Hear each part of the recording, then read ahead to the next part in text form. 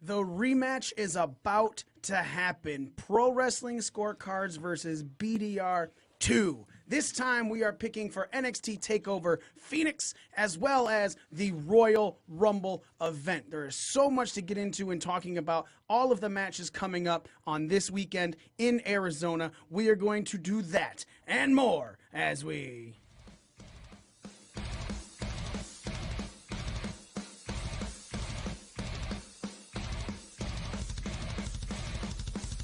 Are you ready? No! I said, are you ready?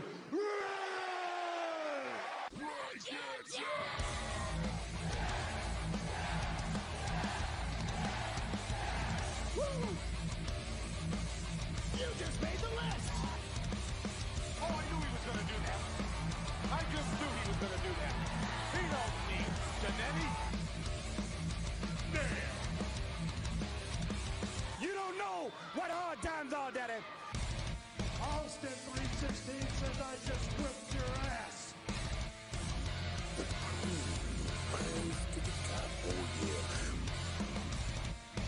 It's the man with the rock in cooking. Bulletproof for life, good bout, and good night, baby. They think they got the answers. I change the questions. Oh, it's true. It's damn true. Ladies and gentlemen, we are back, and you are listening to the most inappropriate pro wrestling show in the motherfucking world. You're listening to Breaking Down the Ring. We are your ring crew. The fucking one and only SMIT. I'm Z. Whole fucking Joe. I'm Nick. And me, the almighty one, Mikey himself. Ladies and gentlemen, on the line for this week's wonderful, spectacular, amazing show to come are the people from the one and only Pro Wrestling Scorecards, Daniel, Dez, and that abominable Jesse. Hey, folks. What's up, bitches? Bum, bum, bum, bum, What's bum, up? I was like, you guys are quiet. Jesse, you got stage fright? A little bit. No. Why do you have stage fright, man? We mock you all the time. You have all the comments on the Periscope video feed. Now you're on air. You get to shit talk with the best of them rather than just in text over Twitter, you internet troll. I mean, yeah, that's Yeah, say it to my voice, bitch. Oh, fuck you, Smitty. Oh, see? All Now right. you some balls. So here is the deal. I just lost my fucking pen. Here's the deal, everybody. We're making our Pro Wrestling Scorecards picks. If you guys are watching the video feed, you can see that we have these right here. What we're doing is for NXT TakeOver Phoenix as well as the Royal Rumble. If you want to do this yourself as well, see how well you hold up against us, even see how you hold up against your friends. Who's going to be your Royal Rumble champion? Who's going to be your TakeOver champion? Go to @PW Scorecards. That's PWSCORECARDS on Twitter. You can follow them on Patreon as well, patreon.com/PW Scorecards, as well as facebook.com/PW Scorecards. You can download both of those scorecards. But this year for the Rumble, they also did a special one. It is the Royal Rumble entry predictions card. Daniel, I got to ask you, man, what made you want to do this one in addition to every other fucking thing you're doing for this scorecard, this pay-per-view event? Honestly, I have no fucking idea. Good answer. What'd you say now? It seemed like it could be fun. That's all. I don't know. I'm a glutton for punishment. That's why. So I have to ask you, there was a tweet posted that sometimes it was like coming up as like 3 different things. Did you get that figured out? Nope. I have no idea why that's happening. Nobody else has mentioned it other than you. So I wonder. I'm hoping that was just a one-off. Yeah, I wonder if it was an Apple thing then. Well, I was doing it off of my iPad, so I was just printing directly to my printer off of my Yeah, an iPad. Apple product just, sucks. So, Kind of like Jesse's picks every fucking month, except for one. He has one good month. Exactly. And that was of the year. that was last month actually. No, it was Rumble. I mean, Survivor Series, November. That was last month, actually, because last month Jesse became the winner for the Pro Wrestling Scorecards Championship. He was number 1, and that's why he's taking on the guy who normally comes in last for us as well, Z. Oh. I don't normally come in last. Second to last. It's still not last. It's that last. I'm Well, not It's I'm between not him and as our- bad as Jess. no, you're. I mean, look. Let's be honest. You destroy Jess every time, so I have no worries about this. It does. You could come in dead last, and it's still going to be better than his third place finish. I'm shit talking the fuck out of the Pro Wrestling Scorecards crew right now. No, so that was what was really off kilter. Was like the guy who normally comes in last for you guys is your champion right now. Jesse, how do you feel about that, man? Is that bragging rights for you?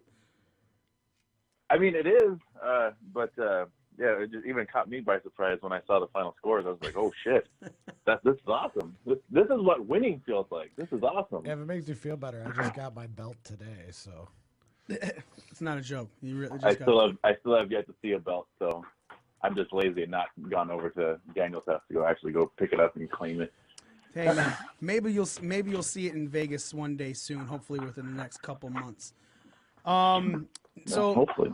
that being said, let's give a breakdown of who's taking on who.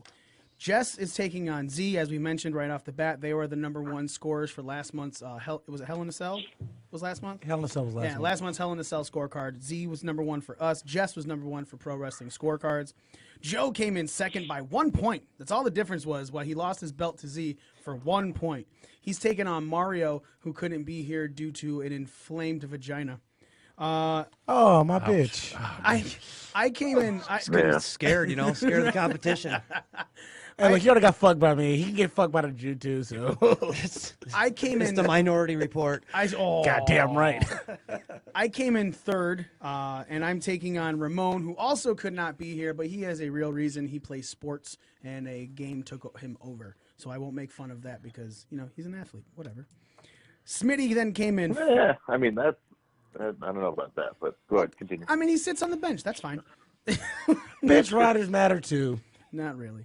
So then Smitty came in fourth, and he's taking on Daniel, who was one of 2 people to win last time we faced each other. The other person is Dez, who came in last for Pro Wrestling Scorecards, and she's taking on now Nick. Originally, it was Orlando Christopher. Orlando Christopher has kind of gone part-time on the show, but Nick has come in to be a full-time host, so Nick is stepping in and it's last place.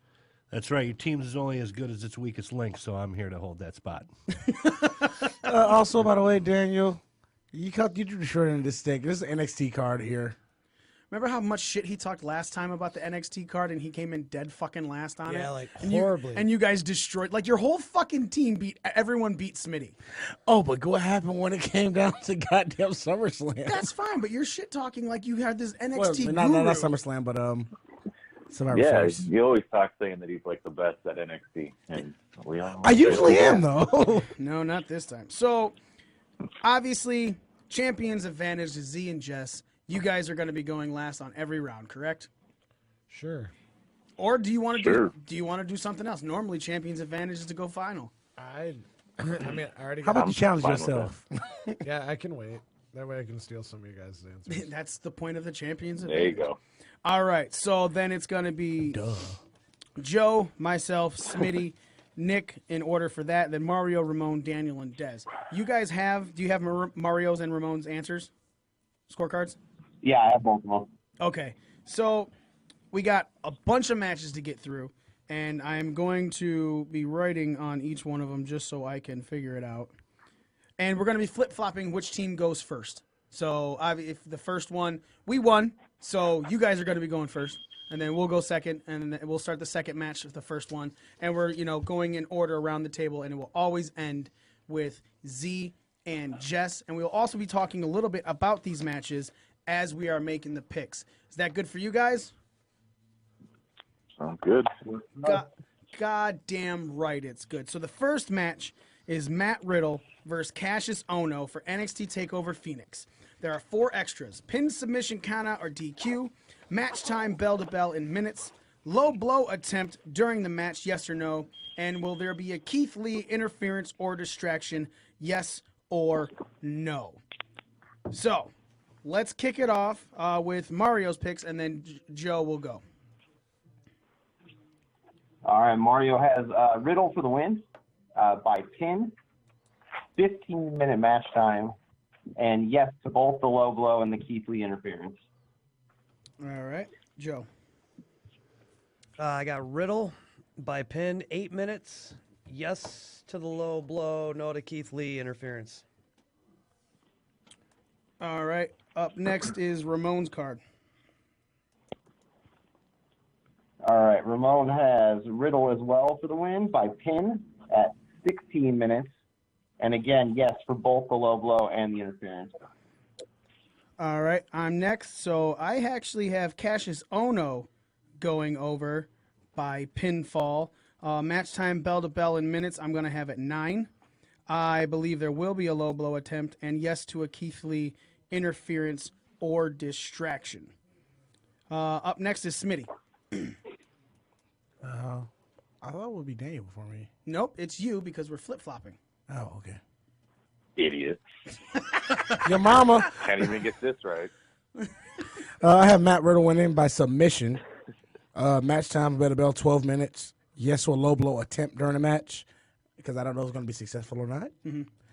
And then no to Keith Lee, interference or distraction. Daniel. I'm going to go with Riddle for the win by pin, only 9 minutes. Yes, low blow, no Keith Lee interference. All right. Dez. I have Riddle for the win by pinfall, 13 minutes. Yes for the low blow and no for the interference. All right, Nick. Riddle for the win, pinfall, 11 minutes. Yes for the low blow, and yes for Mr. Lee. All right, Z. I got Riddle taking it by pinfall, 10-minute match. No to the low blow, yes to Keith Lee. And Jess. Riddle winning by pin, 12-minute match. Yes to the low blow, no to Keith Lee interfering. All right. Or distracting. So let me ask you guys a question. So this is all basically stemming off of Matt Riddle coming out at NXT TakeOver War Games 2. Ono coming out talking shit about him because he was, sick of these new toys that William Regal has. Matt Riddle beats him in 6 seconds. Then they have a match on NXT a couple weeks ago. I think it was the one right before the end of the year that was a good competitive match that Riddle went over on. No, I'm sorry. It was the first one of the year. It was the main event of the first NXT of 2019. So Riddle went over again after a nice competitive match. But Ono beat his ass at the end of it, to which Keith Lee the next week said, if you really want it, Ono, show up next week and I'll fight. And Cassius Ono went over on Keith Lee. Matt Riddle runs out, allegedly unable to compete, and starts, wanting to kick Ono's ass. So that kind of sets up this match here. Is there any... Smitty, we're going to start with you on this. Where's the... Do you give a fuck about this match? Is this or is this like another throwaway match? I don't give a fuck. I feel like it's a throwaway match, but they want to build Riddle, and it's like NXT over the last couple months since November has started to follow some of that WWE trope of the last time you appear on television, if you go over your next biggest match, you pretty much drop it. Mm-hmm. He went over on Lee. He got one over on Riddle his last 2 appearances. Mm-hmm. And that's where my mind is when picking Riddle to go over here.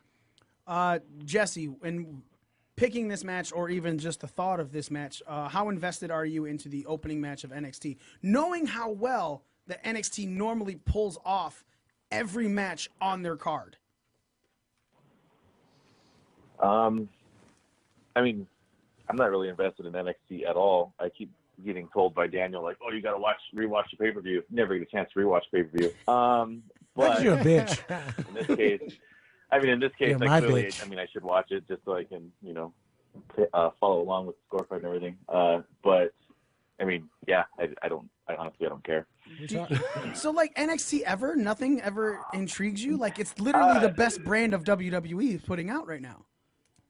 Yeah, I know. And then every single time I've actually watched a pay-per-view, it's been really good. And so I don't know why I just don't watch it. I just don't watch it.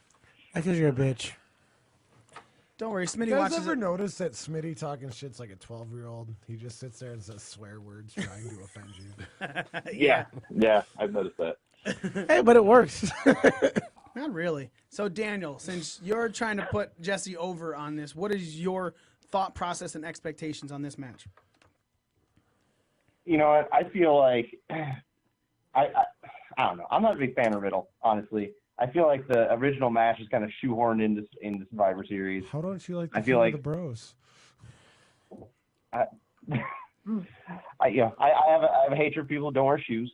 So, So you had Rusev original. You had the original Rusev, Alexander Rusev gimmick too. I never liked him then either.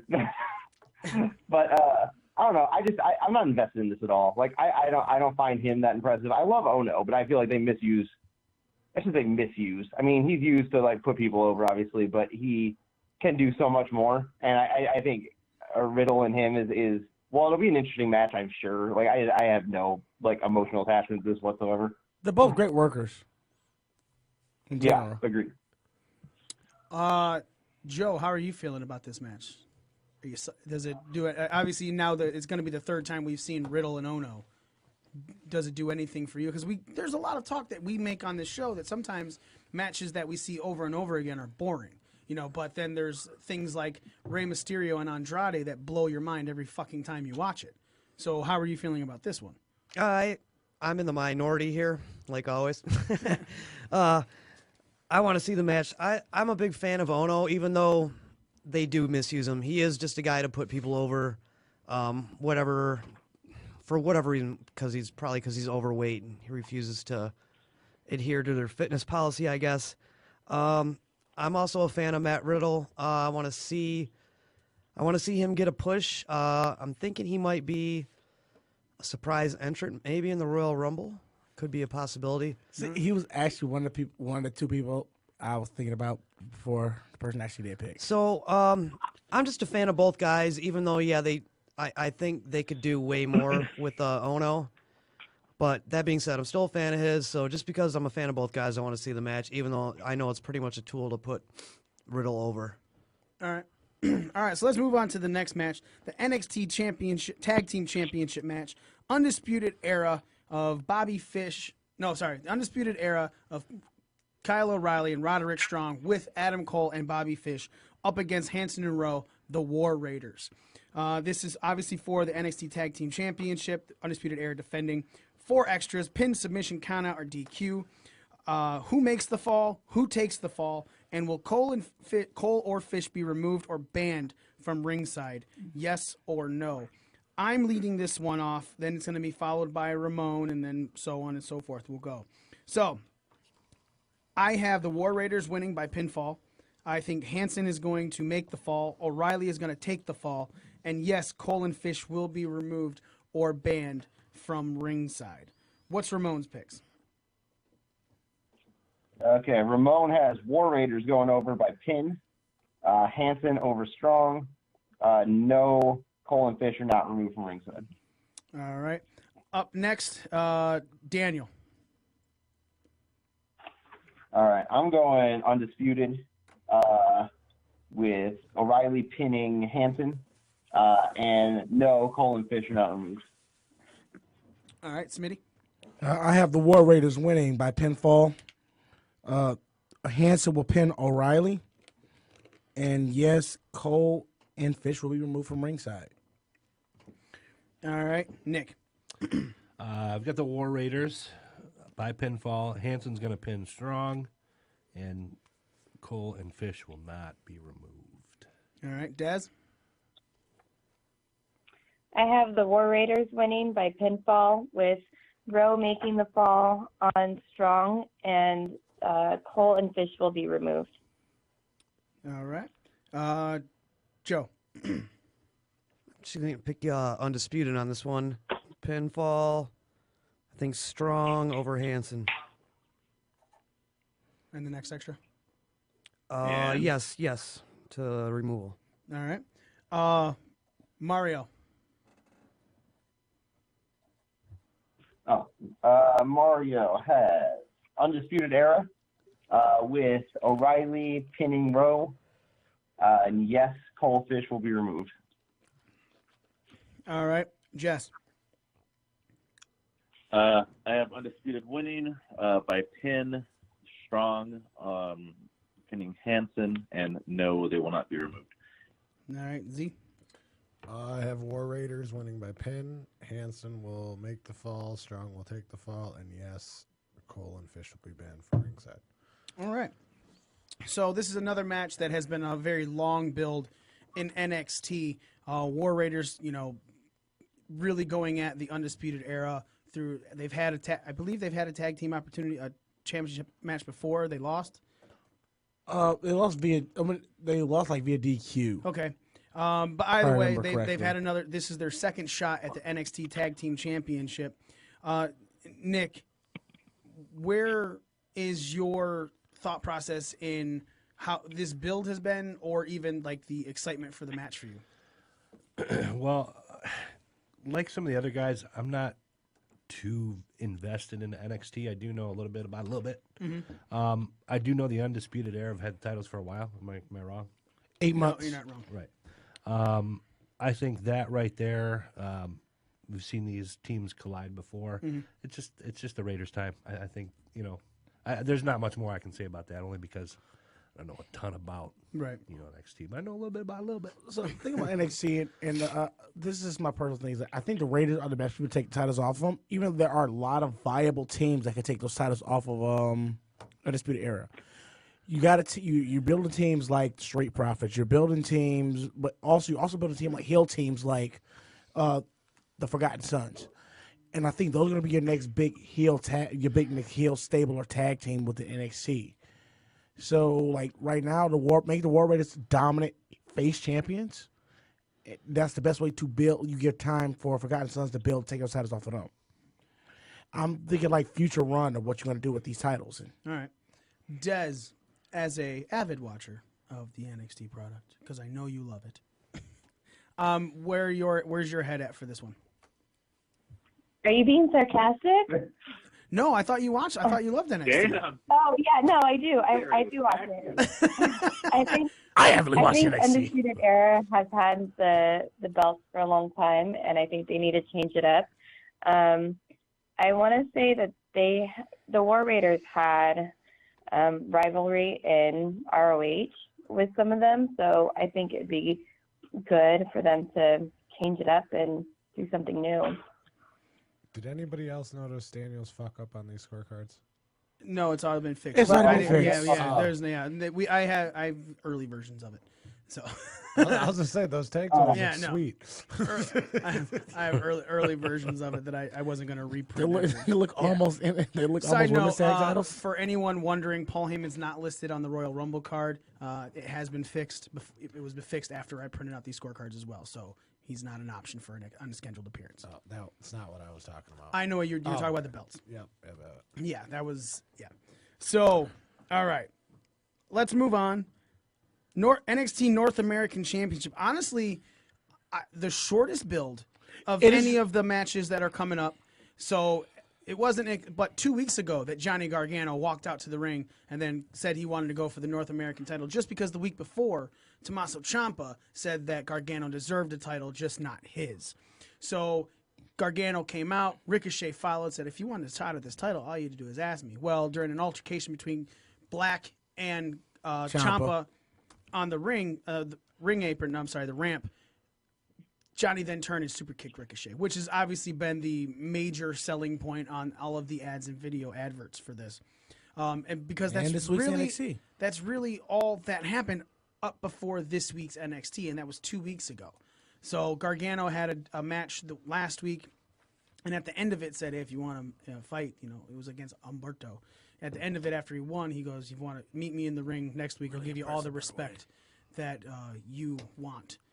So, NXT North American Championship match. Ricochet is defending his belt against Johnny Gargano. 3 extras in this: pin, submission, counter, or DQ.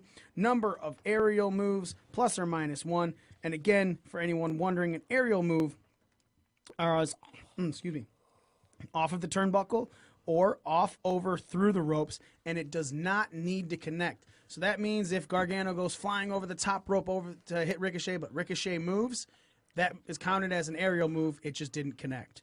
So the people leading this off, it's going to be Daniel and Smitty's this time. So Daniel, you are first. All right. I'm going to go with Gargano by pin. I feel like it was high. 15 aerial moves, 18 minutes. Wow. All right. Smitty. I agree with your wife here. What the hell, no. But I'm going to go King Ricochet, winning by pinfall. I'm going to go with 10 aerial moves, and I'm going to give him 23 minutes. They're going to give these guys a little bit more time to go because both these guys can go. All right. Next is Nick. I've got Ricochet, pinfall. I went a little low with 6 aerial moves. 18 minutes match time. Let me tell you, that's going to hurt you. Yeah. The aerial move number. Yeah. Going to hurt you. But then again, I Well, don't know. Ricochet in a match. Last time Dez told anyone to go up higher for their aerial move count, immediately right after the match, She cleaned up. Immediately right after the match, she tweeted out she was sorry because there was way less Yeah, I aerial know. I moves. fucked up. She cleaned up her original pick before she went up. All right. Dez, you're next. I have Ricochet winning by pinfall, 11 aerial moves, and 23 minutes. Just 11? You sure you don't want to go higher? Yeah, I'm sure. I fucked up last time. I don't want to make the same mistake. All right. Mario's picks are next. Mario has Ricochet going over by pin, 10 aerials, 22 minutes. All right. Joe. All right. High flying Irishman, Rick O'Shea, going over. Pinfall, 11 aerial moves, 18 minutes. Match time. All right. Next is myself, and then it'll be followed by Ramon. I have Johnny Gargano going over to be the new NXT North American champion by pinfall. 11 is also my aerial move number, and the match time bell to bell in minutes is 21. Ramon's picks are next. Ramon's going Gargano by pin with 7 aerials and 20 minutes. All right. Jess, you're next. All right, I'm saying Gargano wins by pin with 10 aerials and a match time of 22 minutes. All right, and Z. I also have Rick O'Shea going over by pinfall with 10 aerial moves and 20 minutes bell to bell. With the Johnny Gargano kind of towards the end of the year started calling himself Johnny Takeover just because he was the one at any takeover that was always having one of the best matches, especially the last 3 of them. 2 against Ciampa, the one against Aleister Black, where people are just praising left and right how good those matches are. He was at the top of 2 of them, too. Ricochet himself also puts on spectacular matches. He put them on with Adam Cole and the other match, the ladder match that he had for the first ever, the first ever North American. Oh, sorry. Classic. I'm gonna turn your mic off, Smitty. Please. Please do so. That's because you don't want to hear me talk, because I got to talk shit to you still. No, you don't. You're facing Daniel. I am facing Daniel. But that was Jesse. I can't tell the voice apart. I'm like Caliber Blackman. Shut up. Jesse's the quieter one. I'm like Caliber Blackman. I can't tell the difference. Jesse's phone service is through Sprint. Daniel's using Verizon, so his is much more clear. I honestly don't know if that's true. I'm just kind of shit talking Jess's cell phone service. Completely incorrect. It's completely incorrect? Yep. Well, now I need to know who you guys use. Cricket. Both on T-Mobile. Both on T-Mobile? Bitch, I'm on T-Mobile. Did you just celebrate a phone plan? I did. All right. As I was saying, Ricochet's also been known to have a lot of amazing matches. Joe, you're hyped for this match? Is this something that is it show stealing material, or is there another match that's going to happen that you think could take the show? No, if there's going to be a show stealer, it's going to be this one. Yeah. I picked 18. I feel like that's kind of on the low end. It could go more than that. 18 minutes? Yeah. I don't know. I think there's going to be kind of could be a wonky finish here. But I still pick Ricochet to retain. But yeah, I think this is definitely this is going to be the spot fest. This is going to be the show stealer. But it's also, I think it's going to tell a pretty good story along with having some high spots. Z, how are you feeling about this match? I think it's going to be the match of the night. The only other match I could see coming close is Ciampa and Black, but Ricochet and Gargano is going to be one hell of a match. So Fuck yeah. Yeah. Fuck yeah. Up next is the NXT Women's Championship match. Shayna Baszler with Jessamine Duke and Marina Shafir is coming out to face the undefeated Bianca Belair. She's going into this match 10-0-2, I believe the tail of the tape said when one of the NXT graphics that was last week. that was posted. She is going to be going up against Shayna Baszler for after winning a fatal four-way match against Lacey Evans, Io Shirai, and Mia Yim. She, was the person who pinned Lacey Evans for her last match in NXT. Obviously, as everyone knows in wrestling etiquette, your last match, you're doing it on your back. So that's Bianca Belair got the pin over Lacey Evans to set up this NXT Women's Championship match. So we got 3 extras on here. Pin, submission, countout, or DQ. Number of near falls, plus or minus 1. Remember, the near falls is any 2 count. If it's a 2 count, it's considered a near fall. And will there be outside interference or distraction? Yes or no? This one is going to be led off with Nick. Nick and Des are leading this one off, and Nick's first. All right. I'm going to go with Shayna, Miss Baszler, by pin. Thanks for all the hearts, everybody, on Periscope. 5 near falls, and yes for outside interference. We heart you too. Des. I have Belair winning. Yeah, I by bet. I pinfall, bet you do. 15 near falls. Say And, 15? yes, outside. All right.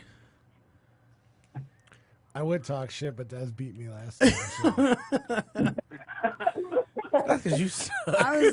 Des. She beat you too. So Des, for real? I had a bad night. Fuck you. Why 15? I'm not. Look, I'm not telling you to change your pick. I'm just asking why you think there's going to be that many 2-count pinfall attempts in this match, where one of them. They're going to do reverse schoolboys for an hour. So That's how that's going to happen. The best of choices were not made. I'm going to stick with it.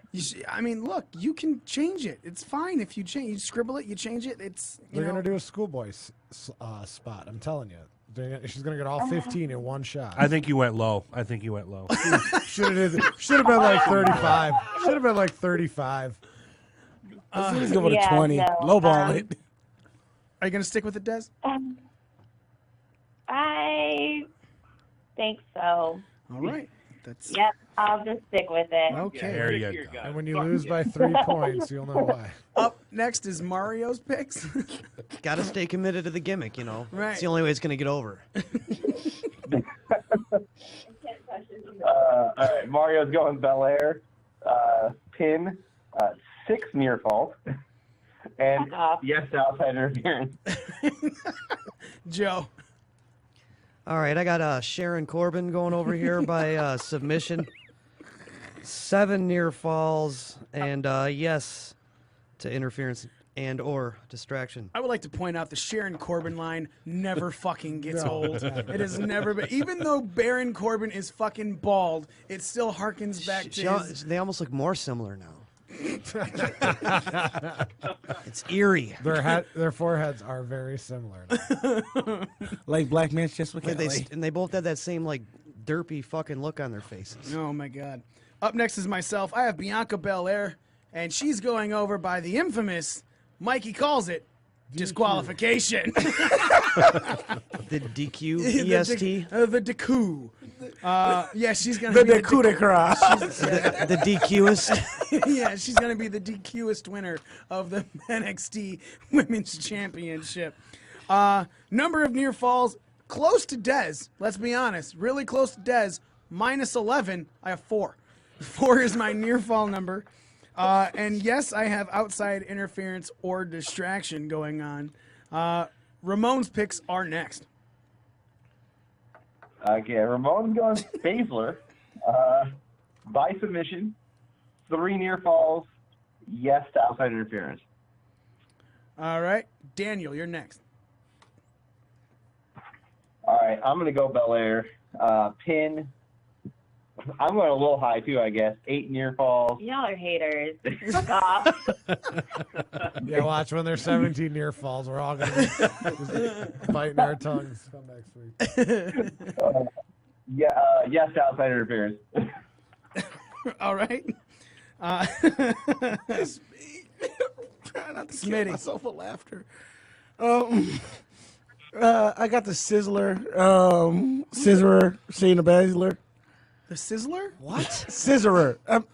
You got the scissor. Are you calling her a Do lesbian? you want to go to Sizzler? Is that what you're trying to think? I'm trying to You want? Actually, You want I kinda do. You want to play Sister Scissors? Yeah. Whoa. How's Ramon? Hold the fuck on. Ramon just joined the video broadcast. He's watching this, and the son of a bitch isn't on the phone call.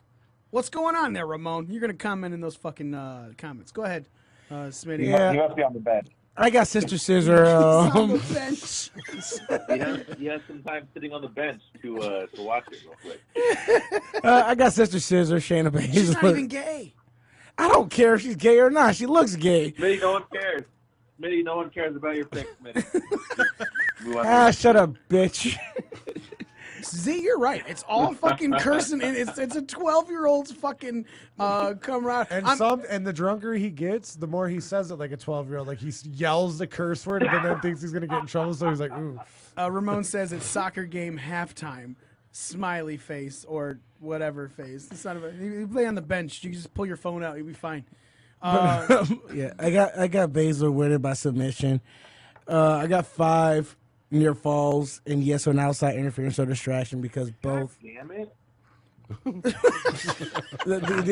the other 4 horse holes are out there. There's 2.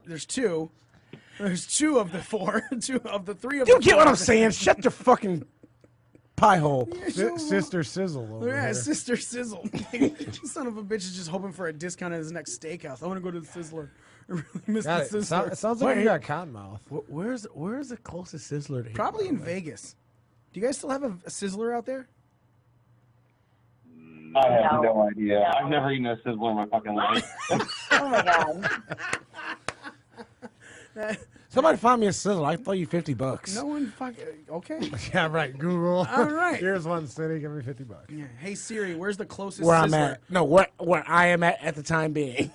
The nearest one I found is Simpler LLC on Clear Creek Drive in Rochester. Nope, we got none of it. Sorry, Siri literally just came up for me real quick on there because I was making the joke, so it answered. All right, so after Smitty is Z. I also have Sharon Corbin going over by submission with, a huge number, one near fall. And Just throw away the- just outside interference. You gotta throw. That's just a throwaway out of the card. Jesse. Baszler, submission, 5 near falls, and yes to outside interference. Can I change my picks? What? Yeah, no. That's why I said, God damn it, because as soon as you said it, I was like, fuck, it's the same exact fucking thing. Son of a bitch. Well, look, maybe it's good for Smitty because you're the champion right now, and Smitty is That's not. a good point. Smitty is kind of bringing up the rear, as he normally does with Marcus. And look, I had the worst NXT card I've ever had back in November. I would like to point out you still brought up the rear for Marcus. Up next is the Tommaso Ciampa Aleister Black match for the NXT Championship. Ciampa's defending against Aleister Black, who's finally getting his rematch after Ciampa won it from him months ago. There are 4 extras on this. There's, I don't know if you guys are also watching the broadcast. Danny says, Jesse, you're gay. So, just. What? There's a guy that says, Jesse, you're gay. His name's Danny. He probably likes you, Jess. Probably your best friend. Do you know? It's all right. There's nothing wrong with being gay. Apparently, I'm gay on the show every week. Do you know Marcus? He doesn't know Marcus. All right, Tommaso Ciampa, 4 extras, pin, submission, countout, or DQ. Number of near falls, again, every 2 count. Swear to God, there's probably going to be like 15 or 16 in this one. Number of finishers executed plus or minus 1. The finishers are the Black Mass or the Project Ciampa. And the match time, bell to bell in minutes, plus or minus 1. I didn't state it on the first time it was mentioned in the North American Championship match, but plus or minus 1 means if you get it directly on the number, you get an extra 2 points to your scorecard. If you are within plus or minus 1 of that, you just get the normal 3 points for the extra. Kicking this one off is Joe. Oh, fuck, I don't even have this one completed, so I guess we're just going to Wing it. Wang it. call it in the ring, baby. Come on, Winger. All right, I got Ciampa, pinfall. We'll go 8 near falls, 2 finishers, and 28 minutes. All right. Up next is Mario. Bless you, Z. Thank you. Mario has Ciampa by pin, 6 near falls, 6 finishers, 30-minute match. All right. Up next is Ramon. Ramon, do you want to give it from video? No, you can't, you sucker. Go ahead. He's going Ciampa by pin with only 3 near falls and 4 finishers, 26 minutes. All right. I'm next. I also have Ciampa going over by pinfall, but I have 7 near falls. 4 is the number of finishers I also have, and bell time in minutes I have at 24. You and Des should hang out sometime. You guys love those near falls. I have 4. You did 7, you said, I thought. Oh, yeah, 7 for this match. Yeah, of course. It's one of them's not a, okay. But I'm right, bitch. I lose that belt this month. I'm going to lose it. I already know that. Up next is Smitty. Excuse me. Did you say excuse me, then burp? Yeah, because I You felt it didn't have coming. time to say excuse me, but couldn't move away from the microphone before you burped? It was about right Right. here, at the bottom of the throat.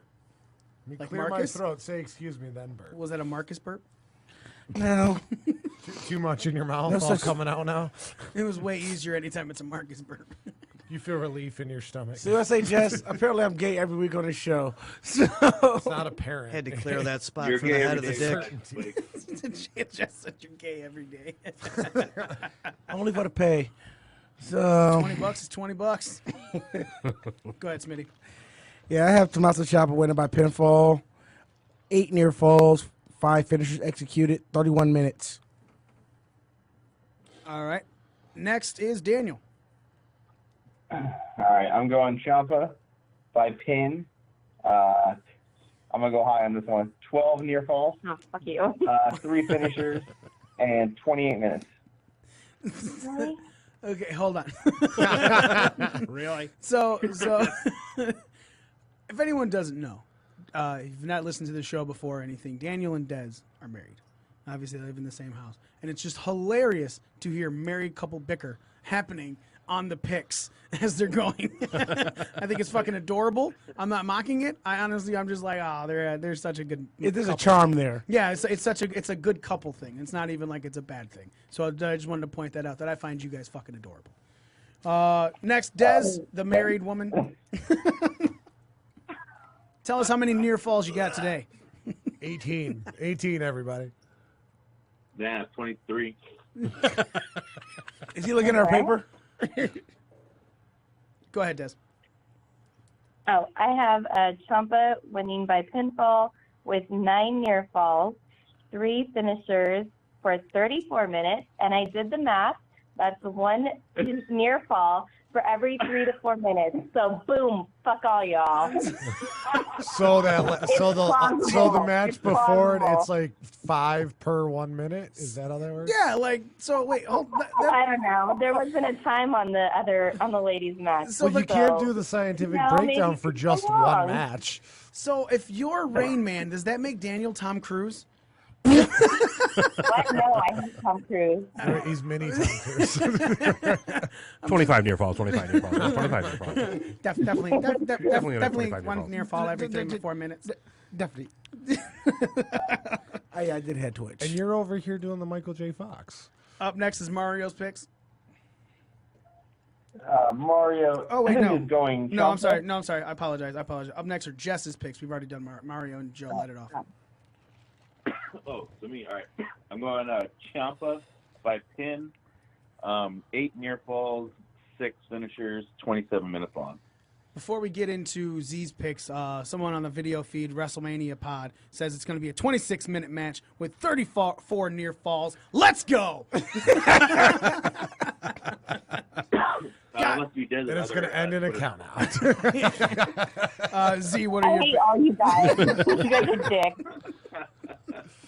Z? What are your picks? I think I'm the only one who has Black winning by pinfall with a grand total of 3 near falls, 2 finishers, and a 30-minute match. That's weird because normally Smitty goes for anything. Smitty black. always bets on black. Yep.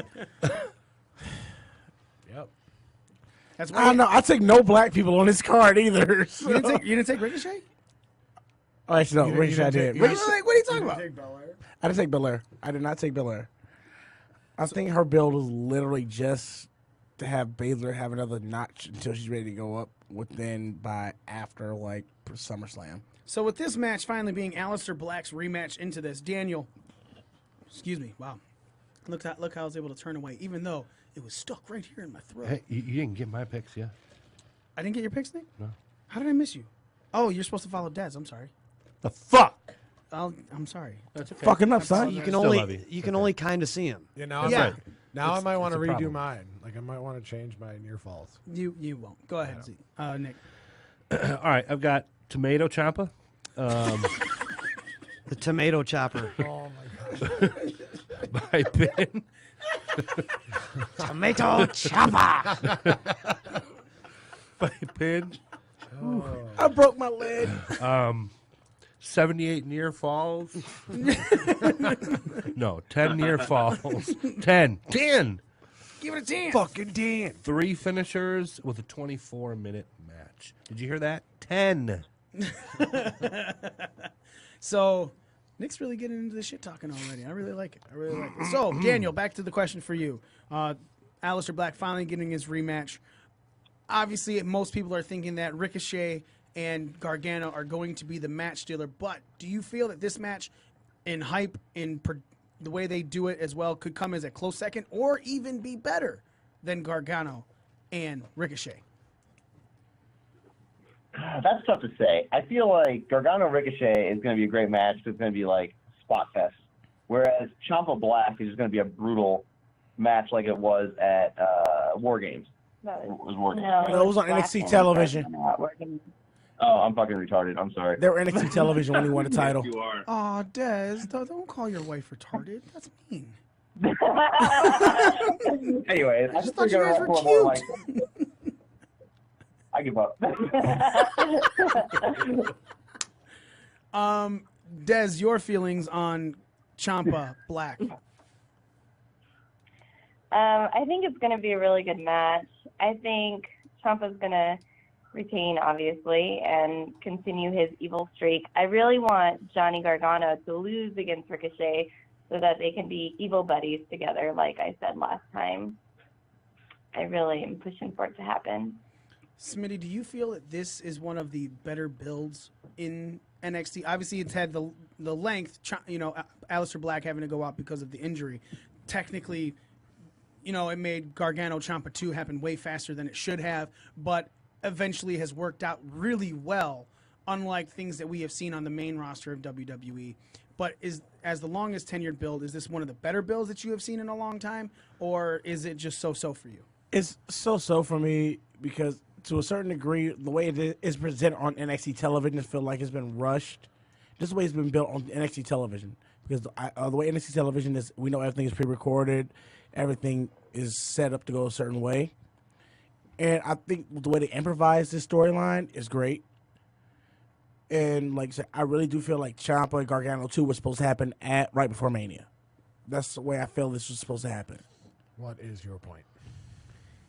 I feel so about the match. I feel like it's not going to be this. I think it'll be the third best match on the card. The third best match. Who do you think is number 2? And I think it'll be a really good story-driven match, but I think the second best match is going to be the tag match. Because NXT has a habit of taking those tag matches and making you really care about them. I'm not going to argue that, but I don't think they're going to be the second best match on the card. I think it'll be the third best match on the card. Up next are the announce tables. Now, Daniel, you said you took other off, right?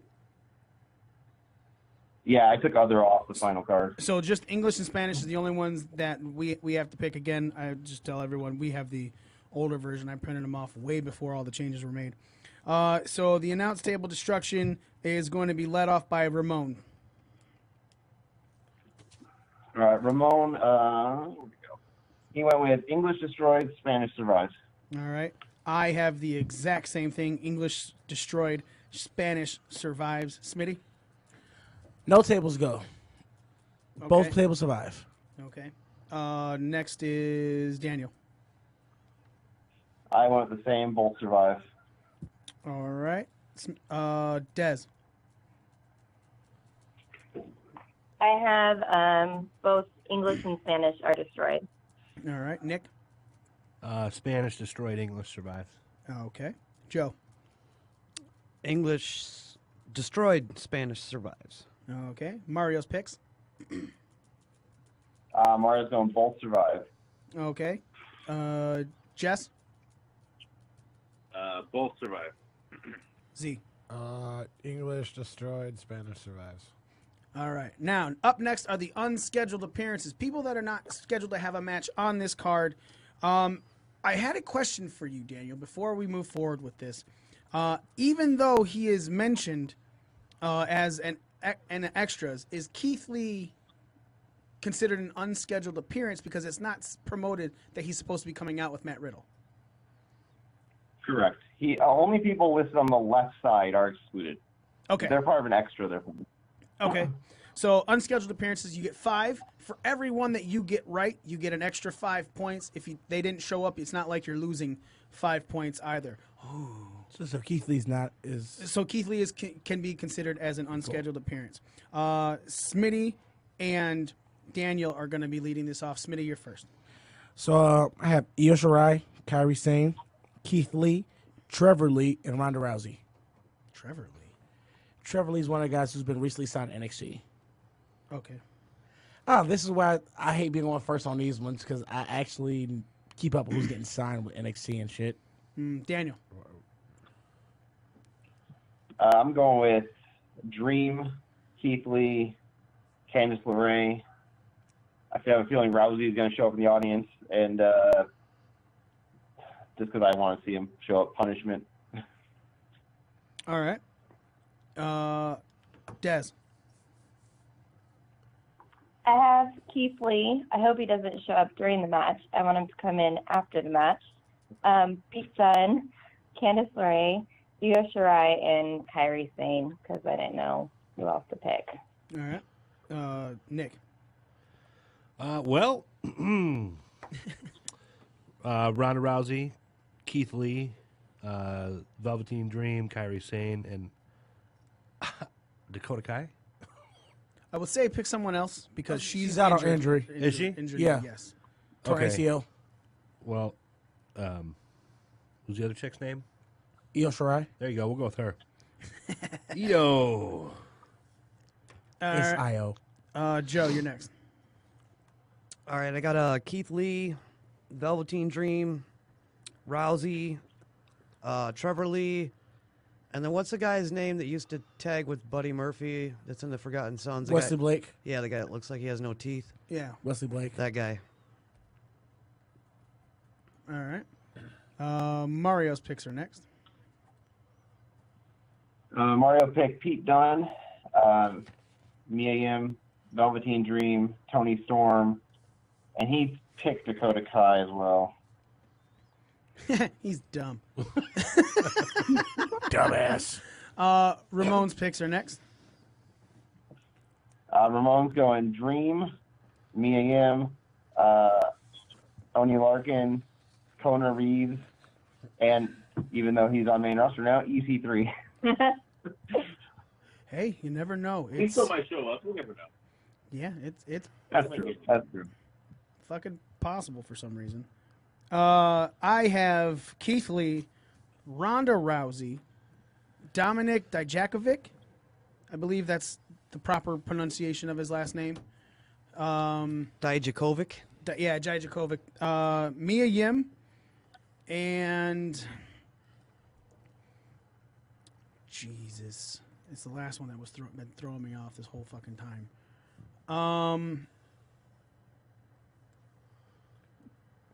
Fuck. Kona Reeves. Keanu Reeves? Nope, Kona Reeves.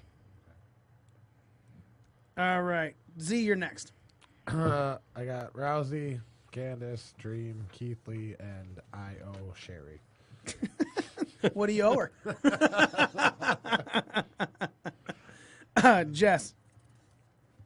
I got Rousey, Velveteen Dream, Keith Lee, Io Shirai, and Candice LeRae. All right. That is it for the NXT TakeOver Phoenix scorecard. Again, guys, you can get your own scorecards. What we're picking out, we're doing the Royal Rumble one now. You can go to PW Scorecards on Twitter, on Facebook, on Patreon, patreon.com/PW Scorecards. Show some love for these people. They're putting in hard fucking work. This isn't their job. They're not doing this for money. You know, I mean, they'll take the donations if you want to help them out because they are putting a lot of work into these so they can make some of these WWE pay-per-views that are at times seem like a fucking chore to watch. They make them feel so much more fun, so much more awesome, and definitely create a great sense of competition between you and your friends, as well as ourselves and the Pro Wrestling Scorecards crew. Again, at PW Scorecards. It's their pinned tweet. It's the first fucking thing when you go to PW Scorecards on Twitter. Right there is the TakeOver scorecard, the Royal Rumble scorecard, and the Royal Rumble entrant prediction scorecard at PW Scorecards. Now, moving on, we are going to the Royal Rumble prediction scorecard. And anybody who is in the Metro Detroit area, let it be known that this Sunday for the Royal Rumble, we will be having an event at Bob Camp Bonnie's in Wyandotte, Michigan. It's downriver. Great little spot, wonderful food. We got, happy hour on all the appetizers. I believe it said there's specific $5 appetizers, $2 mystery beers, $6 mystery 22-ounce beers, pitcher specials. We're doing all this for us. We're going to have the Royal Rumble on. Going to see the pre-show. If you get there early, they're also going to be doing a 90s music trivia that's going to end about an hour before the Rumble starts. And they have cash prizes. So you guys can come down. You can win some cash prizes in that. Plus, if you're there before the Rumble and you fill out one of our Pro Wrestling Scorecards cards, you then are entered into, if by winning having the most points, you're entered to win one of our big giveaways. And in our big giveaway, ladies and gentlemen, I'm going to reveal for the first time on the show, we are giving away tickets to NXT Detroit in Royal Oak on Sunday, March 3rd. Doors are at 3:30 p.m. at the Royal Oak Music Theater. The event kicks off at 5 p.m., I believe it is. And our big prize, we are giving away NXT tickets to NXT Detroit at the Royal Oak Music Theater. Next to us? No, I think they're just the $22 tickets. That's actually not provided by us. That is provided by the Knockouts in 3 Counts podcast that always do these events with us. Obviously, we're going to have more things going on as well. So let's go into this Royal Rumble prediction scorecard. There's a lot involved here, okay, where there's making picks for the Royal Rumble, not just winners for matches and extras. So the first match is the SmackDown Tag Team Championship match. It's the Bar defending against the best tag team in the world of Shane McMahon and The Miz. Now we're going to keep going in the exact same order that we were going with NXT TakeOver scorecard. So Smitty and Daniel led off that one. So this one's going to be Dez and Nick leading off. So Dez, you're first. I have the best tag team in the world Fucking winning bullshit. by pinfall. The Miz is going to make the fall on Sheamus, and Cesaro is going to take the coast to coast. All right, Nick. I have the Bar by DQ. Sheamus is going to fucking do something to Shane O'Mac. And Cesaro's going to take the coast to coast. All right. Next is Joe. I got Best in the World, pinfall, I think Shane O'Mac makes the fall on Cesaro, and Cesaro also takes the coast to coast. All right. Next are Mario's picks. Let's see here. Mario is going with the best tag team in the world by pin. Miz over Cesaro. Sheamus taking a coast to coast. All right. I'm gonna pick the Bar. I did say that was Ramon. Was that Ramon's picks or Mario's? Mario. Okay, Ramon's first then. Sorry. Okay. Ramon's got also the best tag team in the world by, I have no fucking idea why, submission. Shane over Sheamus. Thanks for the points, Ramon. Plot twist. Anyway, so Any Shane one of over them do a Sheamus with submission move? Cesaro taking a coast to coast. Jesus Christ, he actually picked that. All right, I have the Bar going over. Just, God damn it. You know, to me, it's you just can't give Shane these titles if you're screwing the Revival every fucking Monday. Exactly. You know, it's That's exactly why they're going to do it. No, I think the Bar's going to keep it. By pinfall, I think it's going to be Cesaro over Miz. And I do think Sheamus is going to get... Nope. I think Cesaro is going to get coast to coast. Now, let me ask you guys this. Is none an option if no coast to... If, like, let's say the person moves out of the way, is none an option for this extra? What about both? Because I have both. Do I get extra points if both of them get hit? No, they just have to be both. No, wait. Yeah, I thought about this after I published this. So none would be an option, yes. I would say if you pick one or the other and both get hit, you get points on it. Both Has to be both. is a weird answer. Yeah, both would have to be both to get the points on it. You're better off picking one. Like, All right. Up next is Smitty. I got the BS McMahon team. By pin, I think Shane pinned Sheamus, and Cesaro takes the coast to coast. All right. And Daniel. I'm going with the best tag team in the world by pin. Miz over Sheamus. Cesaro taking the coast to coast. You copied me. What? What was that? What was that? Adorable, Des? I said he copied me. Jess is next. All right, so I'm with you, Mikey. I'm saying the Bar's going to win. Fuck. By pin. I really hope they don't fucking give the title to fucking Miz and Shane O'Mac. But Bar by pin, Sheamus pins Miz, and Sheamus takes coast to coast. All right. And Z. I have the Miz and Shane winning by pinfall. The Miz makes the fall. Cesaro takes the fall. Sheamus takes the coast to coast. All right. So there's been a lot of talk about how well SmackDown's been doing the tag team division. With the granted, it was a lot of times that people were complaining it was the same three teams. Who else? Right, What other it teams was, do you know, they have? They have Uso, the New Brothers. Day. Well, yeah, same So, three, yeah, but, but the outside of that, But outside of that, even though that's the complaint, is it's the same three. They've been doing the tag team division way better than you've been seeing anything on Raw. Raw having the B team jokes, happening, pissing the pants for Drake Maverick and things like that. This is the first time there's been a real foray into a bullshit team in the tag team division on SmackDown. That being said, Jesse, I'm going to lead off with you because you're really good at bullshit dumb picks, except for 1 month out of the year. I'm sorry, that was just a great way to do a cheap shot.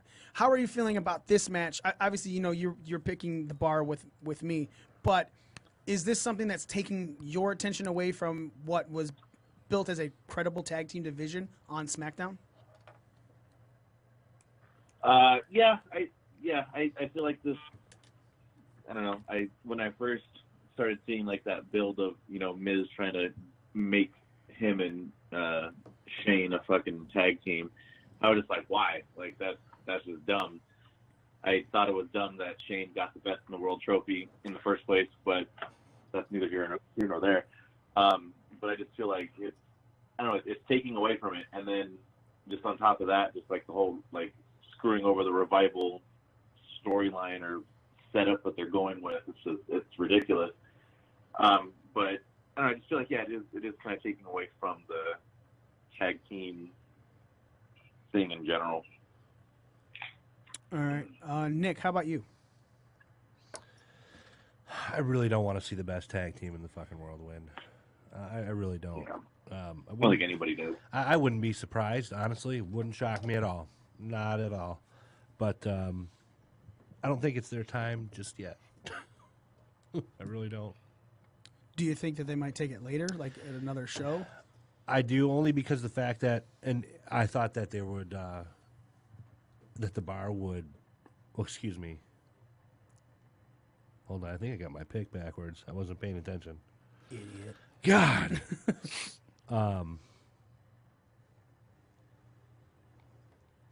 I did, because I put the bar by disqualification.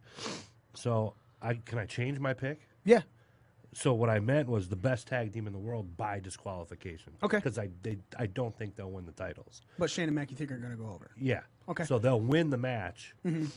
Won't get the titles though. Okay. Yeah. Yeah, My so bad. My bad. That's fine. It's fine. Go ahead and switch it. We haven't even moved Because on. I put, I put Sheamus was gonna do something to Shane O'Mac. You know what I mean? So Yeah. get them disqualified. Up next is a Cruiserweight Championship Fatal 4-Way match. Buddy Murphy defending his title against Akira Tozawa, Kalisto, Hideo Itami. 3 extras, pin or submission. Who takes the fall? Number of aerial moves, plus or minus 1. This is probably going to be a very high number for Dez. Probably higher than anyone else would pick. 72 aerial moves. Leading this one off is Joe. All right. Never mind. Nope, the last one was Dez and Nick. All right, I got I guess Buddy Murphy retaining. Talking to Mike. Pin. I'll say Tozawa takes the fall and 11 aerial moves. I hate you. Good. Next are Mario's picks. Okay, Mario has Buddy Murphy going over by pin, Kalisto taking the fall, 14 aerials. All right. Aerials. Ramon? Ramon has Murphy by pin over Kalisto with 10 aerials. I also have Buddy Murphy by pinfall over Kalisto, but I have 19 aerial moves. Up next is Smitty. I have Buddy Murphy winning by pinfall. Kalisto takes the pinfall and 12 aerial moves. All right, Daniel. I have Murphy pin over Kalisto, 16 aerial moves. Right, Dez. You all right over there? Yeah. You guys are giving me shit, but I have a lower number compared to you guys. Jeez. 2 aerial moves, everybody. No. Is it my turn? Yes. Oh, duh. So I have Buddy Murphy winning by pinfall over Hideo Itami with 14 aerial moves. Okay, that's not that low. Like, you're making it seem like you had like a single-digit aerial move number. That would have been funny. Right. Who had 19 and Daniel had 16? Like, I'm lower than you guys. I had 12. Yeah, you're right around the average. I'm definitely. I went higher just because of I'm thinking like outside of like Hideo Itami doesn't really do much aerial moves. Hideo's more of a physical combatant. Right, but Akira Tozawa, a bunch of 4 cruiserweights. My thought 2 out of process, 4 do a lot of aerial maneuvers. and my thought process is you're going to get around 15. So I went with the higher end because I feel like this match is going to be a closer on the pre-show, and it's going to be something that's just built as a spot. It's already been advertised for pre-show. Yeah. So So Des was Nick. You're next. I've got Buddy Murphy by pin over Tozawa with 9 aerial moves. Okay. Up next is Joe. I already did. Oh, sorry, Joe. Yeah, sorry. So Z. I have Buddy Murphy by pinfall over Tozawa with 16 aerial moves. All right, and Jesse. I am doing Buddy Murphy pinning Hideo and the 14 aerials. I'm going to change mine to 13 aerials. I just want to go up 1 for some You're reason. dumb. You know what? I'm just feeling something in my heart right now. Yep. I don't know if it's heartburn, but Yeah, so you're going 13? Yeah. Switching to 13? Okay. Is it your body rejecting all the cum you swallowed? It's an arterial blockage is what you're feeling. told you, apparently I'm gay on this show. So good. That's like Randy Orton at the end of SmackDown, just out of nowhere. Not the RKO, Randy Orton. Literally. Up next is the United States Championship match. Rusev with Lana defending against Shinsuke Nakamura. Only 2 extras, pin, submission, countout, or DQ. Match time over 10 minutes, bell to bell. Yes or no? Ramon's kicking this off with me to follow. All right. So he has Rusev by pin, yes, over 10 minutes. All right. I also have Rusev by pinfall and yes, over 10 minutes. Smitty, you're next. I don't give a fuck about this match, really. Thanks, Kelly.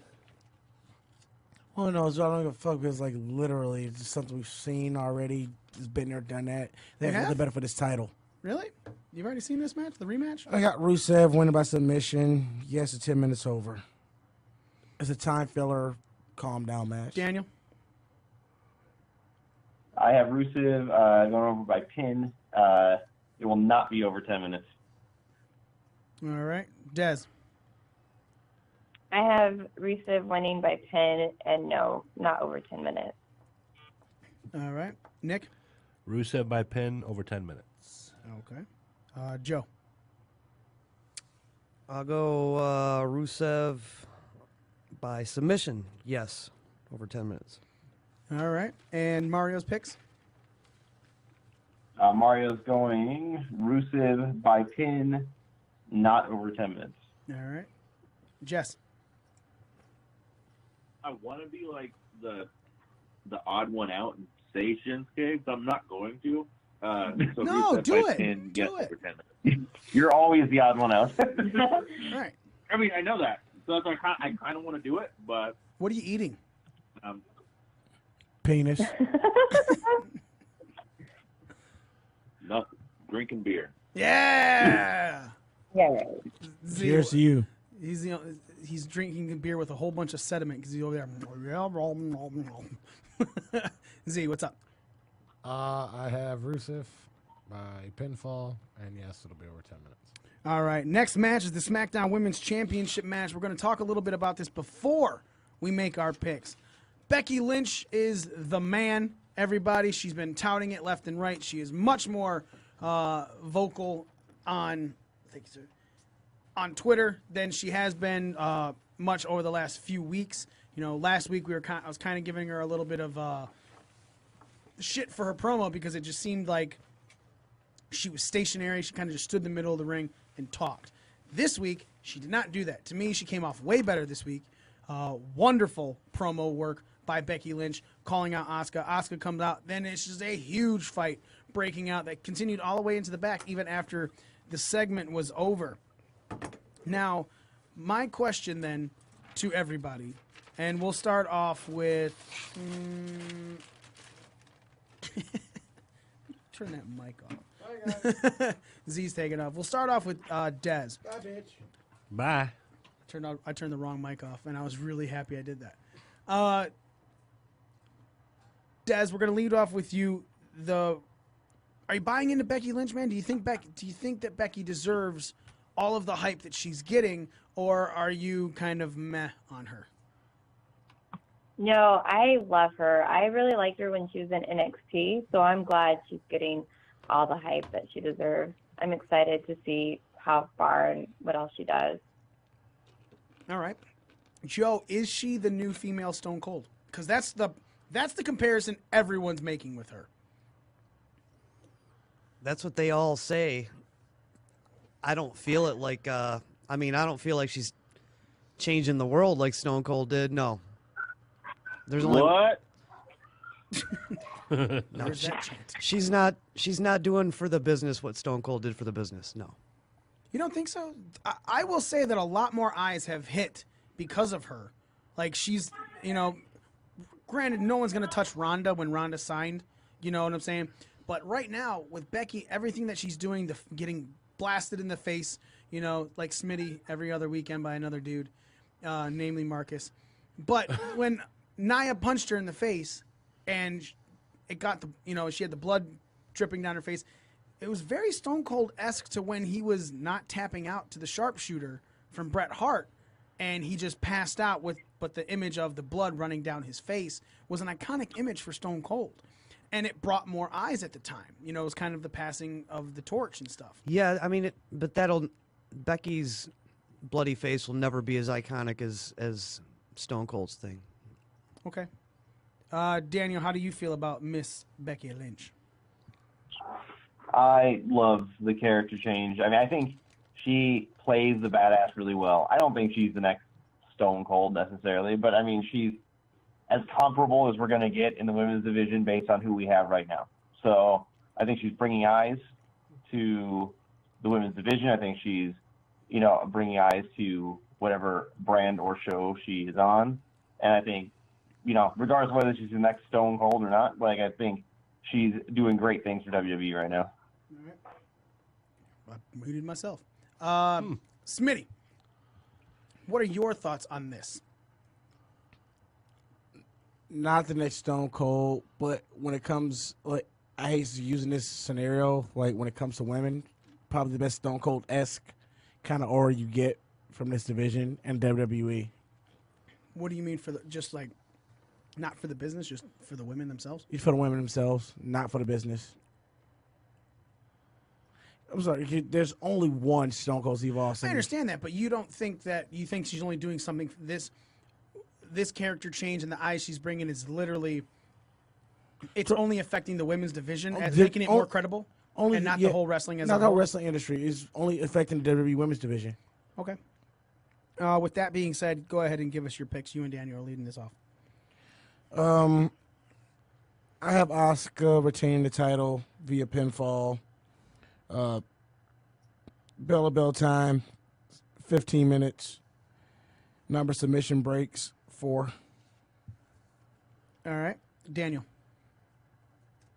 I'm going to have Lynch go over by sub, 14 minutes, 3 rope breaks. All right. Dez. I have Lynch winning by submission, 22 minutes, bell time, and 6 rope breaks. All right. Nick.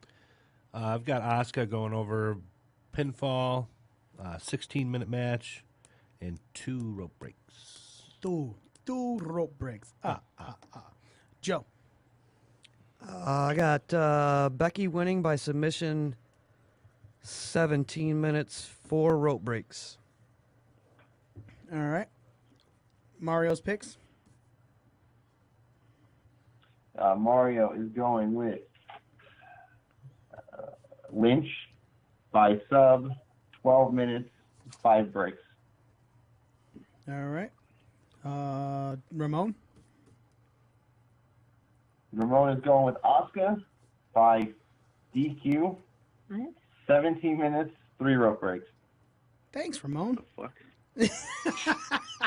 He had Mikey's original picks. No. I have Becky Lynch going over by submission, 16 minutes bell to bell, and 4 for the submission rope breaks.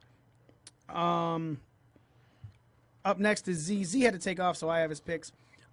He has Becky Lynch by submission, 15 minutes match bell time, and 2 number of submission rope breaks. Jesse. I got Asuka by submission, 17-minute match, 5 rope breaks. All right. Up next is the WWE Championship match. Daniel Bryan defends against a phenomenal AJ Styles. 4 extras on this. Pin, submission, countout, or DQ. Number of near falls, plus or minus 1. Remember, any 2 count is a near fall. Number of aerial moves, plus or minus 1. Does Daniel Bryan cut a promo before the match? Yes or no? Now, I do have to ask this. This is the one that I wanted. At any time, a promo at any point, or is it right as they coming out before the match starts? This is another one I realized I worded poorly after the fact. So the way it's worded implies any time before the match. Okay, so basically at any point throughout the Royal Rumble pay-per-view before Daniel Bryan AJ Styles match, will he cut a promo? Yes or no? Oops. That cleared up a lot of things for myself there. All right. Well, so does fucking penicillin. Now, kicking this one off is Nick and Dez. Nick, you're first. I'm going to go with AJ. Going over by DQ. And that is correct. Yeah. I didn't fuck that one up like I did earlier. 6 near falls, 6 aerial moves, and Daniel Bryan will cut a promo sometime, someday. Before the match at Royal Rumble. Feckle. Feckle. Dez. I have Bryan winning by pinfall, 7 near falls, 4 aerial moves, and yes, he does cut a promo. All right. Mario. All right, Mario's going with Daniel Bryan by pin, 8 near falls, 5 aerials, and he does cut a promo before the match. All right. Joe. Daniel Bryan, pinfall, 7 near falls, 6 aerial moves, and yes. For the promo? Yeah. I have Daniel Bryan. Oh, yeah, I'm next. Daniel Bryan as well, going over by submission. 6 number is the number of near falls. 5 is the number of aerial moves. And yes, Daniel Bryan, at some point before his match at the Royal Rumble, will cut a promo. Ramon. Ramon is going with Daniel Bryan by submission, 4 near falls, 6 aerials, and Daniel Bryan is not going to cut a promo in a 6-hour pay-per-view. I would like to point out, because I think Ramon's watching right now, his halftime is still going, is over, but he's just sitting on the bench doing nothing. If for some reason in your comments you decide that you want to switch that to a yes, we'll totally take it. We're not going to hold you to this no. But it's just competition. You hold them to everything. No, because things are being cleared up now, so we got to let it go. All right, Daniel. What the fuck was that? Oh, can you hear my dog? I apologize. Yeah, that was my dog. Oh, I was like, like Daniel. Oh. My bad. Okay, I'm going with Bryan by submission. I'm gonna channel my inner Dez and go 14 near falls. Oh my god! 8 aerial moves, and yes, he will cut a promo. How long do you think this match is going to be? I would like to point out that normally that's the other way around in that marriage. Ayo. And Smitty. No, that's also how that sounds in that marriage. Fuck it, fine. I got Daniel Bryan winning by pinfall, 6 near falls, 4 aerial moves. Yes to a promo within the 6 hours before this match actually goes through. Mario commented. You guys aren't going to be laughing when he is the opening match.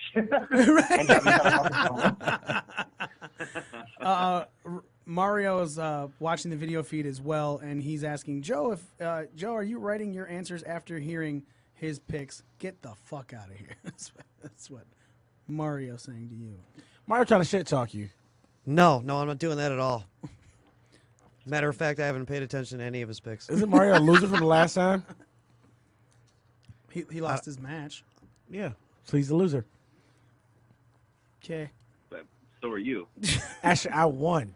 Yeah, it was only Z and I You're that still lost. a loser. In my eyes, you're still a loser. Oh, you're about to join that club. Shut the fuck up. I don't think he floats that way, Smitty.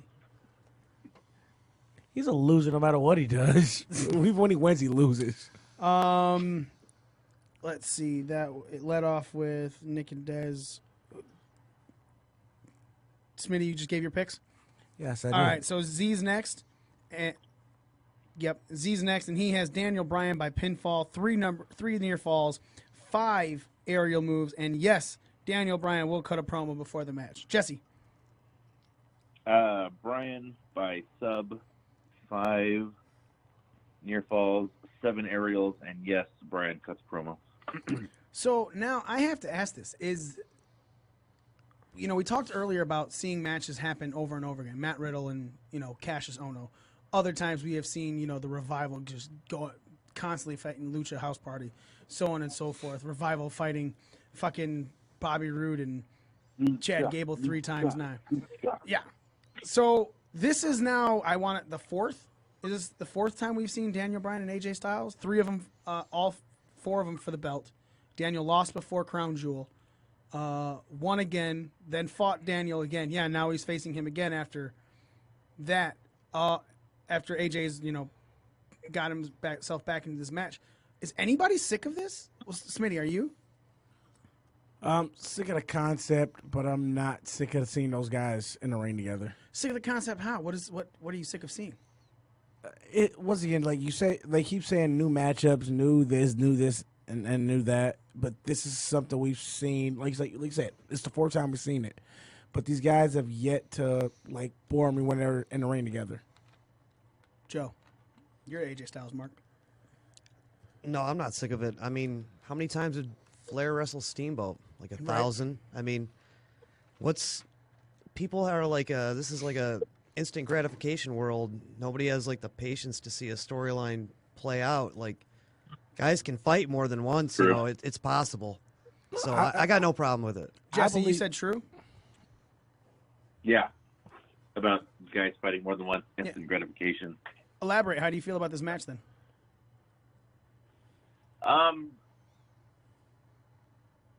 It's whatever for me. I agree with what Joe's saying about they want the instant gratification and everything. And I guess I can put myself in that type of what he's saying because it is kind of getting boring for me. But I do like watching them go one-on-one, head-to-head in the ring.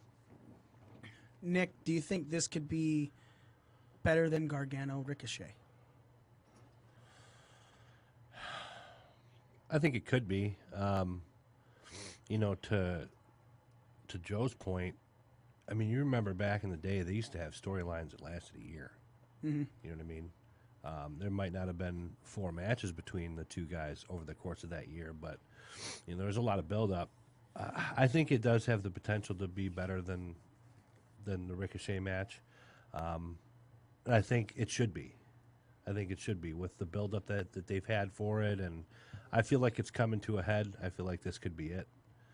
And I think it should be a bigger match than that. I think it should be one of the matches of the night, in my opinion. All right. Up next is the Raw Women's Championship match. Ronda Rousey defending her title against Sasha Banks. 3 extras here. Pin, submission, counter, or DQ.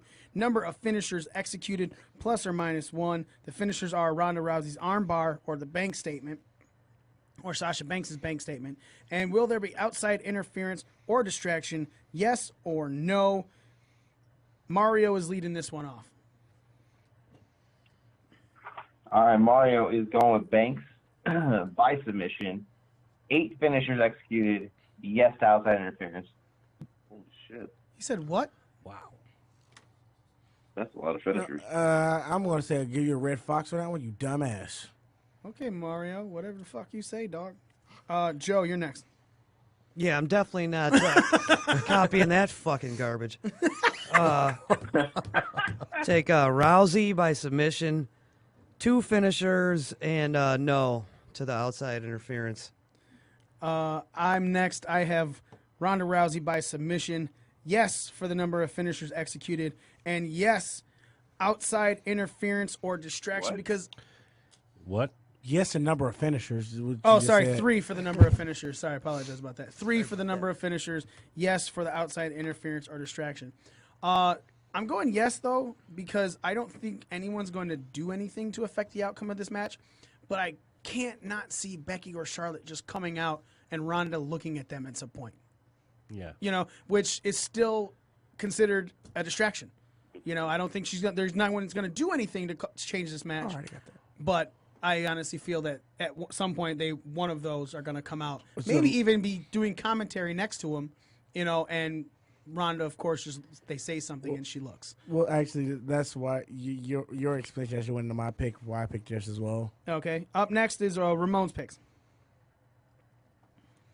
Ramon is going Rousey by submission, 3 finishers, yes to outside interference. All right, Daniel. All right, I'm going to go the unpopular pick on this too. I'm also going Banks, submission, 3 finishers, yes to outside interference. All right. Smitty. I got Ronda Rousey winning by submission, 2 finishers, and yes, an outside interference or distraction. And to go into your point, Ronda, whenever there's somebody outside of the ring, she tends to look at that person as she makes somebody submit lately. And I think that's going to go into the fall in this one. She's probably going to be looking at Charlotte after she wins the Rumble or something like that.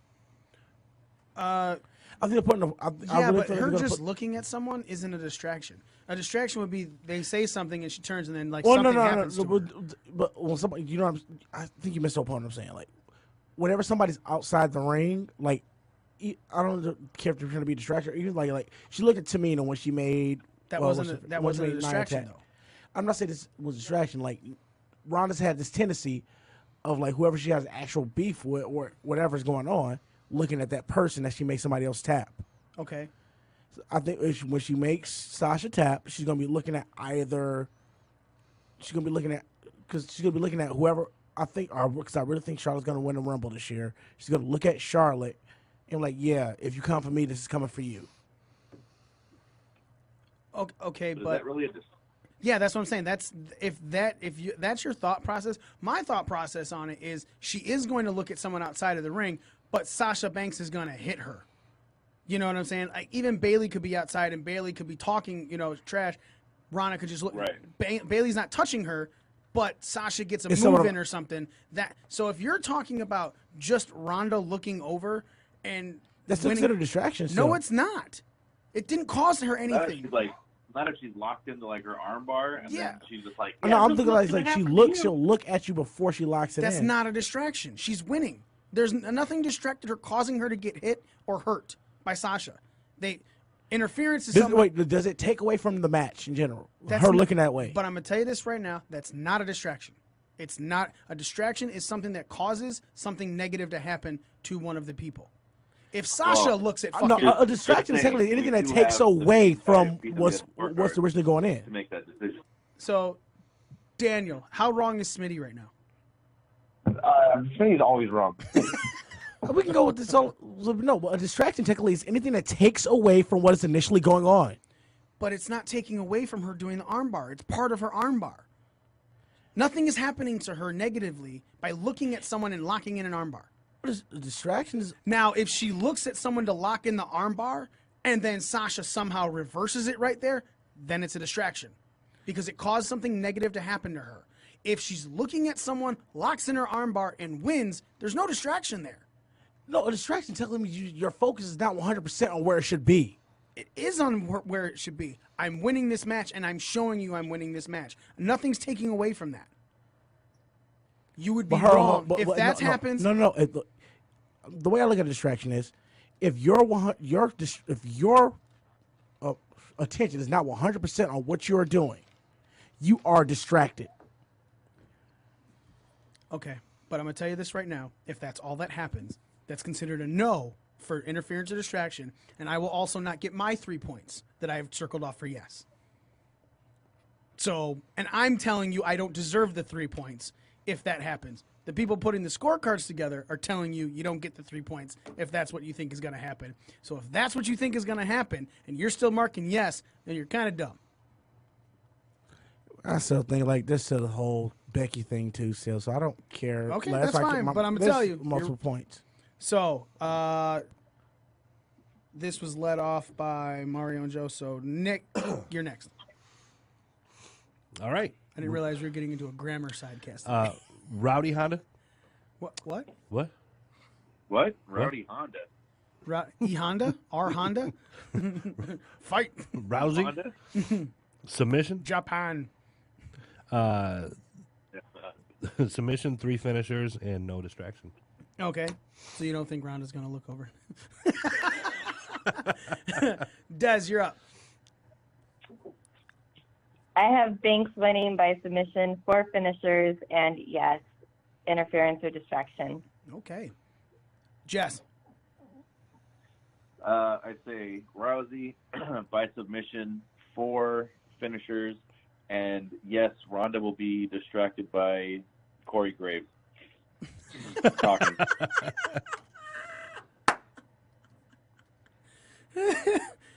Z's next.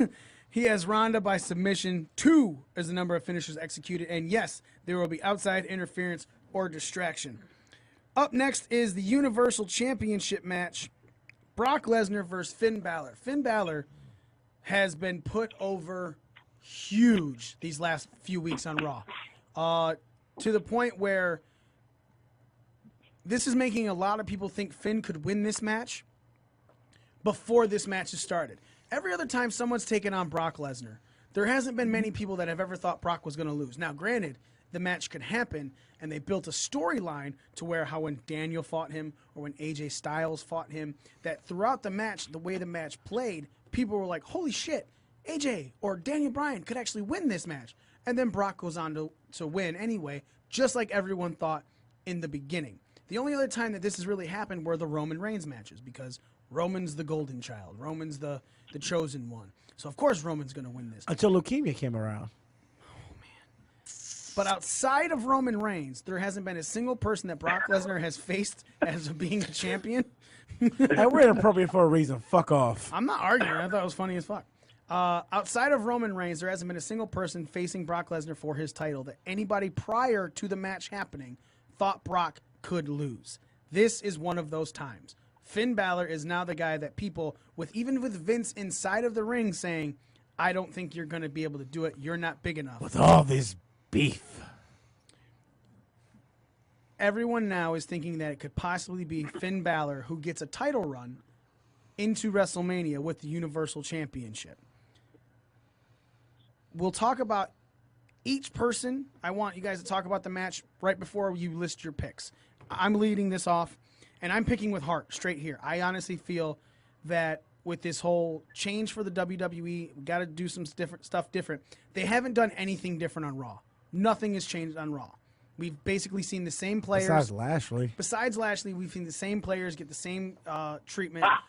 Lastly. It's actually Leo Lashley, if that's what's on the back of the shirt now. I didn't call him Lastly because, like, literally, I'm tired of seeing his ass every week. You didn't see it this week. Yeah, he posed off right You before. didn't get the ass pose. Oh, yeah, he didn't. You get know that your one. heart every time he does. He bends over. Right, yeah. Fucking Smitty's all like, he was so invested in seeing Lashley's ass that he thought he saw it this week, and he's really sad. Nah, he I'm didn't. so used to seeing it because I don't want to see it. Marcus gets jealous. Nah, I just don't want to see another grown man's ass. I really That's why don't. that's why he's the catcher, everybody. Mm-hmm. So I'm picking with my heart here, and I think Finn is going to take it because I think this is the first major change on Raw that is for the fans, since we're the authority now, that I think they give it to Finn, and it sets up a really good WrestleMania match for Finn Balor, and it gives him the only other person besides Brock Lesnar to be a 2-time Universal Champion. So I have Finn by pinfall. I have 12 minutes for this match time bell to bell. I think that's a little high, but I think there needs to be a lot of time for Brock Lesnar to get offense in here. Number of German suplexes, I'm going to have it at 6. Man, I feel that's high. I'm going to go 5, change it to 5. And will Balor come out as the Demon? No. I think they've built Balor up so high as just Finn Balor that bringing him out as the Demon to win this match would diminish the Finn Balor character. Up next is, and we're not going to get any talk from him because Ramon's picks are written in. So, Daniel, what are Ramon's picks? Ramon is going Balor by pin, 12 minutes, 8 Germans, yes to the Demon. All right. Daniel, your thoughts on the match, the build and everything, and your picks. I'm really liking what they're doing with Balor. I feel like, as you said, there is like this, for a fan anyway, this belief that it could happen, right? Mm-hmm. And I also feel like a part of me is leaning towards it is going to happen because of the fact that they keep talking about how he can't do it. They keep making those comments. It's a misdirect of sorts, it feels like, right? So, right. So I feel like he's going to take it. So now let me ask you this before you give your picks. If he doesn't win, does it kill Finn as a character completely with all of this build and then him not winning, even if he looks good in the match? I don't think so. I think they make him look really good in the match, just like they did against Styles, just like they did with Daniel Bryan against Lesnar. And I think if he loses, what we end up seeing is Balor again at Elimination Chamber, potentially, assuming Lesnar actually shows up to a pay-per-view that's not important, taking the title without having to pin Lesnar. Right. Okay. And your picks, sir? Balor by pin. I don't know why I went this fucking high, but 17 minutes, 8 Germans, no to the Demon. Okay. Smitty, thoughts on the match? Thoughts on the match? Like, this match via Royal Rumble, it's a troll. I feel like literally, like, they're building Finn just to have him take a fall. Do I think it'll hurt Finn? Not by any means, because Finn is so over, and then they have given him a decent push going into this match to where I don't think the loss will hurt him. So, but, okay, how over were the Revival forever? And they kept taking losses, and they kept losing, and they kept looking stupid. Now when people watch a Revival match, they don't give a fuck. Okay, but when was the last time we've seen Finn Balor in a major program? He's always featured on Raw as a major guy. He's featured, but he's not toward the top of the. He's not top of the card. He's not put inside this title picture with the Universal title. And okay, this is literally since the whole Roman let's get a guy who never got a shot thing, which we knew was not going to happen. There was no chance in hell, pun intended, that was going to happen. To a point where he's gotten a push over the last couple of weeks. Like you say, you believe that it could possibly happen. There are people that believe it could possibly happen.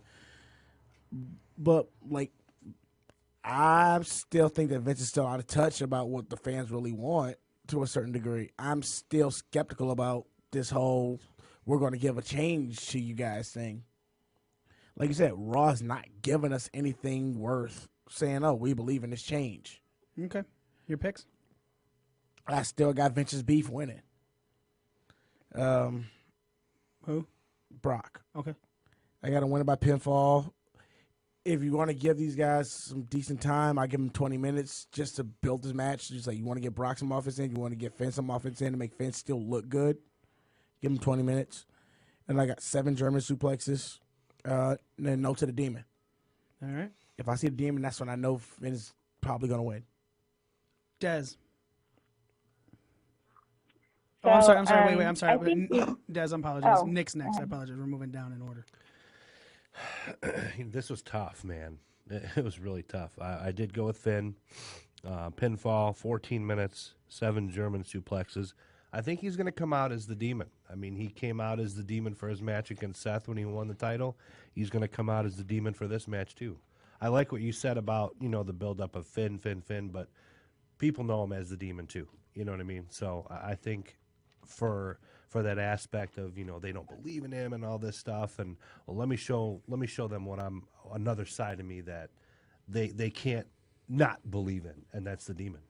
What that's what I said. That's a good argument for why the demon should be there. That's a good point. That's my last thing I just said. If you see the demon, that's when I want to say, like, fuck, I made a wrong pick here. All right, Des, now it's your turn. I apologize for cutting you off, love.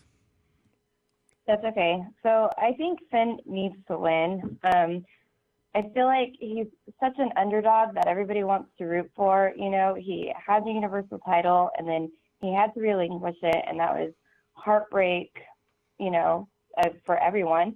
And I think he's going to go out there and, nobody gives a shit about Lesnar anymore. He doesn't show up to anything. He does the same shit. It's like playing, 2K19 or whatever, button mashing, throwing German suplexes and crap around. He's boring. So I think Finn goes out and wins, and it's going to be this heartwarming, exciting moment, like Shawn winning at WrestleMania 12. And, I hope it's going to be amazing. So obviously I have Balor winning by pinfall, 17 minutes, 9 German suplexes because he is fragile and small, so he's going to get thrown around. And yes, he's going to come out as the demon. All right. Up next is Mario's picks. All right. Mario is going with Finn by pin, 15 minutes, 8 Germans, no demon. All right. Joe, your thoughts and picks. I'm kind of with Smitty on this one. I mentioned last week, I think they made Finn look really strong just to be a viable or as viable as possible as opponent for Brock Lesnar, but at the end of the day, he'll lose this match. I just think it would be almost too feel good of a feel good story for Finn to win this one. I don't think he's coming out as a demon. I might have to agree with Smitty on that one as well. If you do see the demon, it might be oh shit time that Finn might win this, but I don't see it. Mostly because I want Finn to win, so he won't. Right. So I'm just, picking the old boring standard Lesnar, and that's what I'm picking. All right. So I'm picking Lesnar, pinfall, 12 minutes, 7 Germans, and no to the demon. All right. Z's picks is he also has Finn Balor going over by pinfall, 17 minutes, match time bell to bell, 7 for the number of German suplexes, and no, we will not see Balor come out as the demon. Jesse, how are you feeling about this match, and what are your picks? I mean, a few weeks ago you were saying that, you predicted, they're going to give Finn a push and all that stuff. I do think Finn lost my train of thought. Wow, that was instantaneous. I do want to see Finn win and have that championship. And I just feel like he should do it without being the demon. I even remember seeing one of his tweets saying that, it could have been a work regardless of that tweet, but I do remember him saying that he plans to not come out as a demon, but to beat him as the Finn Balor, the man, not the demon. And I think it'd just be really awesome just to see Finn go over and, carry that championship and, make something of it more than what fucking Lesnar's doing with it, which is nothing. So I'm saying Finn by pin, 15 minutes, and 6 German suplexes, and I don't think he'll come out as a demon. All right. Up next is the men's Royal Rumble match. Quite a few things going on with this match.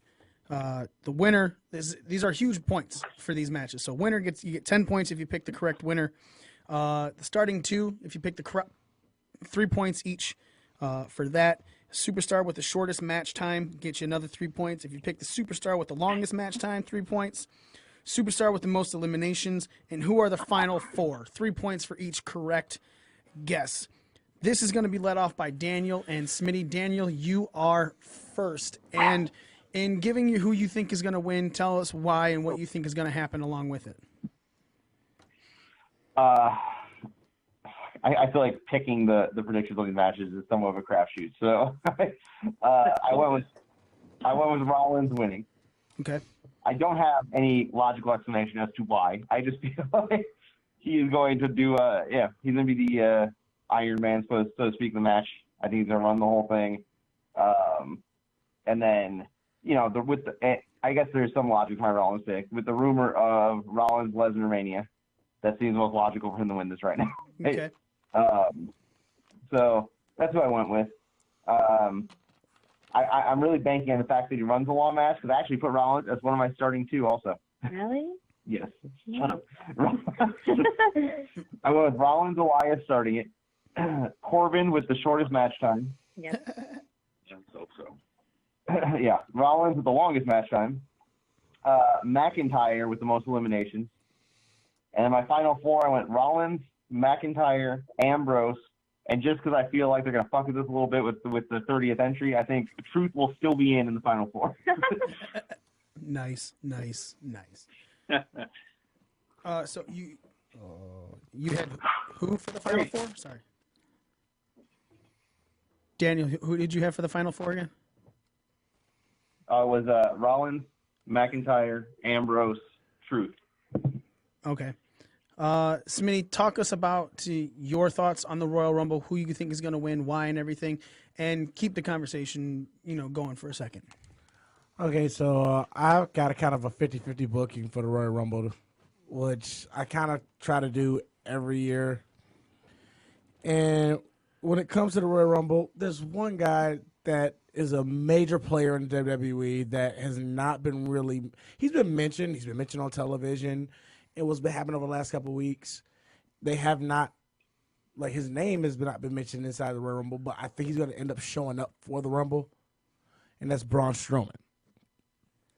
That's what I was wondering. Is he in this now? What's going on with him? Once again, we got 7 open slots. There are 7 open slots for the men's Rumble. When there's 7 open slots in the women's Rumble, there's 9 or 10 open slots in the men's Rumble, and that have not been confirmed.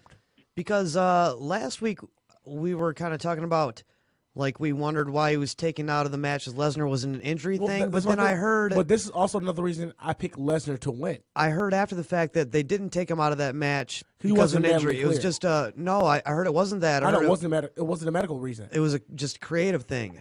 Yeah, this is why I think that at Mania we're going to finally get Lesnar versus Strowman. Okay. And this is the first step toward it. Sorry, I had to pee everybody. That's why I made sure. Fuck, it's a natural bodily function. Shut up. That's why you had to hear Smitty talk so much. So, Smitty, what are your picks for it? So, I have Braun Strowman winning the Royal Rumble. I think Braun, because like I said, we have 9, somewhere between 9 to 11, depending on Strowman's not Strowman, but Cena's status, whatever. Right. I have Braun Strowman win the Royal Rumble. I always try to pick a 50-50 booking for the Royal Rumble, so I have one guy from SmackDown, one guy from Raw starting. I have Rey Mysterio and Dolph Ziggler starting for the Royal Rumble this year. Okay. Superstar with the shortest match time, I think it's going to be Kurt Hawkins. Okay. Because I think he's just going to be in there randomly, just for him and Ryder just go out at the same time, pretty much. Okay. Longest match time, because they've been kind of giving him a push on SmackDown. I got Andrade having the longest match time in the Rumble this year.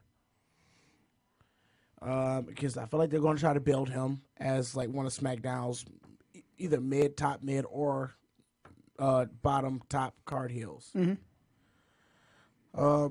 Most eliminations, I was torn between 2 people, but I'm going with Strowman because if they're going to put Strowman over there, they got to make Strowman still look strong. Strowman's going to have the most eliminations. In my final 4, I have Andrade, Strowman, McIntyre, and Joe. Okay. Joe. Nick, you're next. Well, Seth Rollins is going to win. I think that coincides with the whole Mania, some rumors and. Can I tell you why I didn't pick Rollins real quick as winner? No, No. we're sorry, man. They got a lot of less time, so no sidecasts. Seth's going to win the Rumble. Starting two are going to be Andrade and Elias. I think Jinder's going to have the shortest amount of time in the match. I think it's just going to be comical to see his ass get thrown out within 15 seconds or less. All right. Seth's going to have the longest match time. Braun is going to have the most eliminations, and I think our final four will be Braun, Seth, and I'm in agreement about R-Truth. He's going to be the 30th pick. They're going to give him a little bit of a mini push there at the pay-per-view, and Drew McIntyre. All right. Des, your picks. I also have Rollins winning. You would. Yeah, I would. Not that I have any idea. He's my pretend husband. So I don't know who the starting two are. I just have Cruz and Ambrose just because they're the first ones that popped up in my brain. I have Corbin as the shortest match time because, let's be real, nobody wants to see him do anything. And then the longest time, obviously, Seth. The most eliminations, I have Drew McIntyre. And then the final four, I have Seth, Mustafa Ali, because they've been pushing him, it seems like, Andrade, and Drew McIntyre. All right. Mario's picks. All right. Mario has Braun winning. He has Elias and Jinder starting the match. Shortest match time, Curtis Axel. Longest match time, Rollins. Most eliminations, Strowman. And then the final four, Strowman, Sullivan, Rollins, Ambrose. He can't even show up to Raw to make an appearance. What makes him think he's going to come to a pay-per-view in a baseball stadium where there's more people? I mean, let's just be honest. I love the savagery right here. She pulled out the whips and chains and everything. She's like, that motherfucker can't even show up to a Raw because he's having a panic attack. Fucking don't even Fuck show up that to work. cracker. Fuck that cracker. This nigga ain't doing shit. Oh, shit. Des, thank you for your savagery. Joe, you're next. All right, well, let me not make shitty picks again like Mario. I'm going to pick Rollins to win, Ray and Kofi to start it.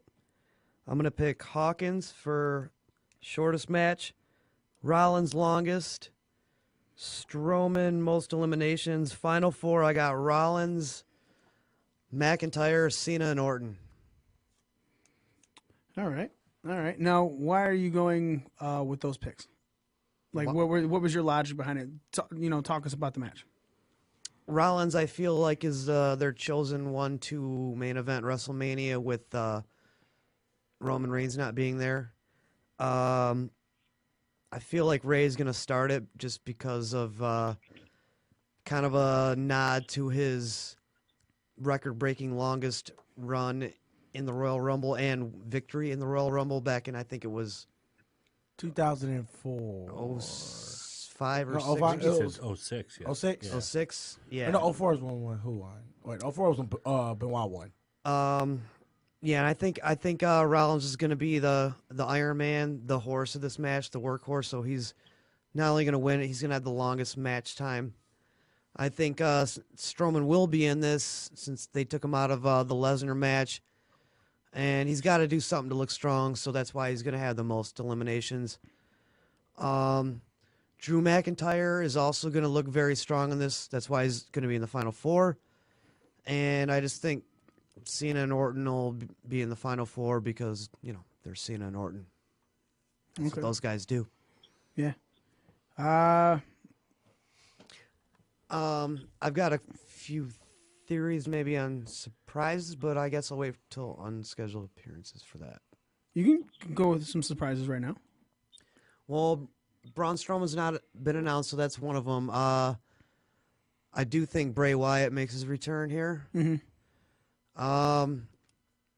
And yeah, even though with the panic attacks, I think you see Lars Sullivan, and I think you see him in short order though.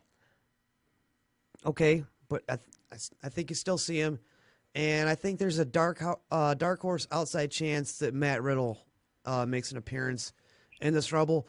Not necessarily to make like a move to the main roster, but we've seen NXT Like Adam Cole did last right. year. We've seen NXT guys enter the Rumble before. I think maybe this year it's going to be Riddle. Yeah, nice.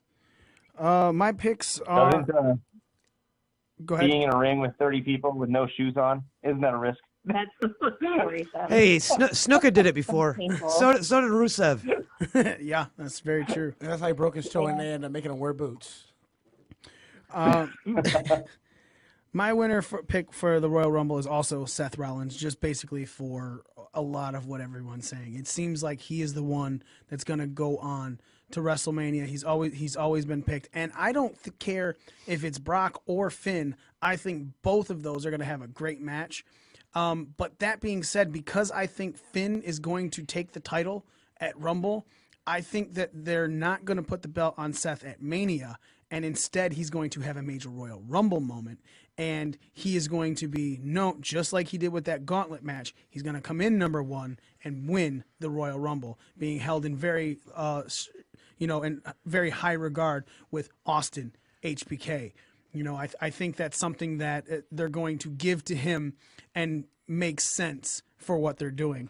Also, with that, the problem with that is the trope. We're not going with sidecast, dog. No, it's not really a sidecast.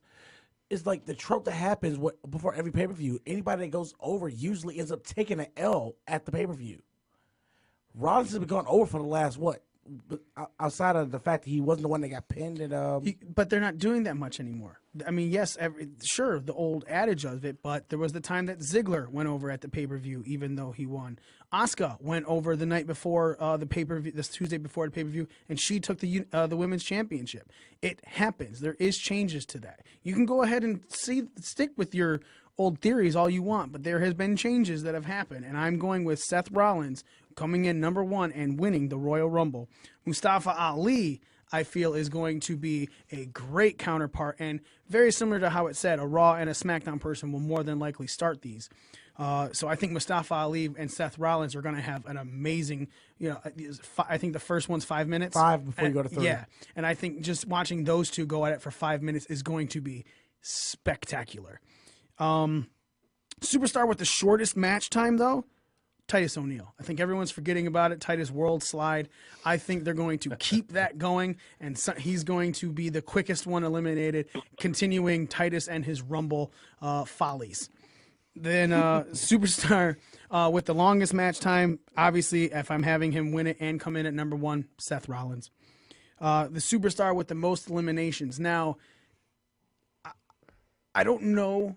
I agree that Braun Strowman's going to be in this match. In my mind, it's between 2 people here. I think 3. And I think my 3 are Braun, Drew, and Joe. Those are my 3, actually. I don't think Joe has a shot at this. I don't think Joe has a shot at winning. I would like Joe to have a shot at this, but I don't think he will. I think it's very possible that at the same time there are 2 people who have the most eliminations and are tied, and it could be Drew and Joe. And I think the way Joe has been attacking everyone, and it's either setting up for him to get fucking ousted fast, or it's setting up for him to have a very strong Royal Rumble. They made him look strong only to put Orton over at the end of the night on SmackDown. But again, you haven't seen Orton in weeks, and he literally came out of nowhere. Seen him in a month. So literally. I'm gonna put Samoa Joe as the most eliminations. My final 4, I have Seth. I will have Braun. Kurt Hawkins, right? Kurt Hawkins totally is in the final 4. Apollo Crews. Just Apollo now. I think it is a smart call to have Ambrose. If we're having Seth go over, Ambrose in that final 4 makes a lot of sense. And so that means I need a SmackDown guy. And I think RKO. There we go. So Seth, Braun, Ambrose, and Randall Keith Orton are my final 4 in the 2019 Royal Rumble. Fucked up, but Kofi got the longest time. Ramon's picks.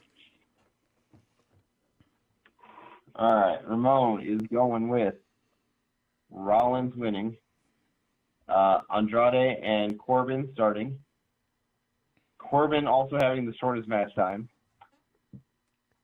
Whatever. Rey Mysterio with the longest match time, McIntyre with the most eliminations, and then the final four is McIntyre, Cena, Joe, Rollins. All right. Jesse, your picks and thoughts on the match.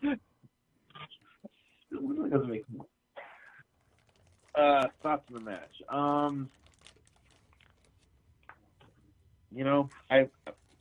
not too sure yet. Like, I mean, going off of like pretty much what you guys have all been saying, it's like it just seems like it can go a couple different ways with this. I don't know. I have McIntyre winning the whole thing, and then just I feel like this maybe maybe the start of like the build of McIntyre. I don't know. I feel like they want to do something with McIntyre. It's a really good dark horse pick. I can't even say that that's a bad choice for a pick, even though it's completely different than what anyone else has said. That's a really good choice. I'm just convinced it's a Raw superstar. Yeah, I don't know. I don't know. I don't know if McIntyre does win. I feel like this will probably be like the start of the build for him. Maybe, I don't know. But I just feel like they were kind of trying to go somewhere with him, and then it just seems like it's kind of just falling off now because where's Ziggler? Is Ziggler hurt? I don't know. Off the top of my head, I don't know. I heard that his contract's up on the 31st and he's not re-signing.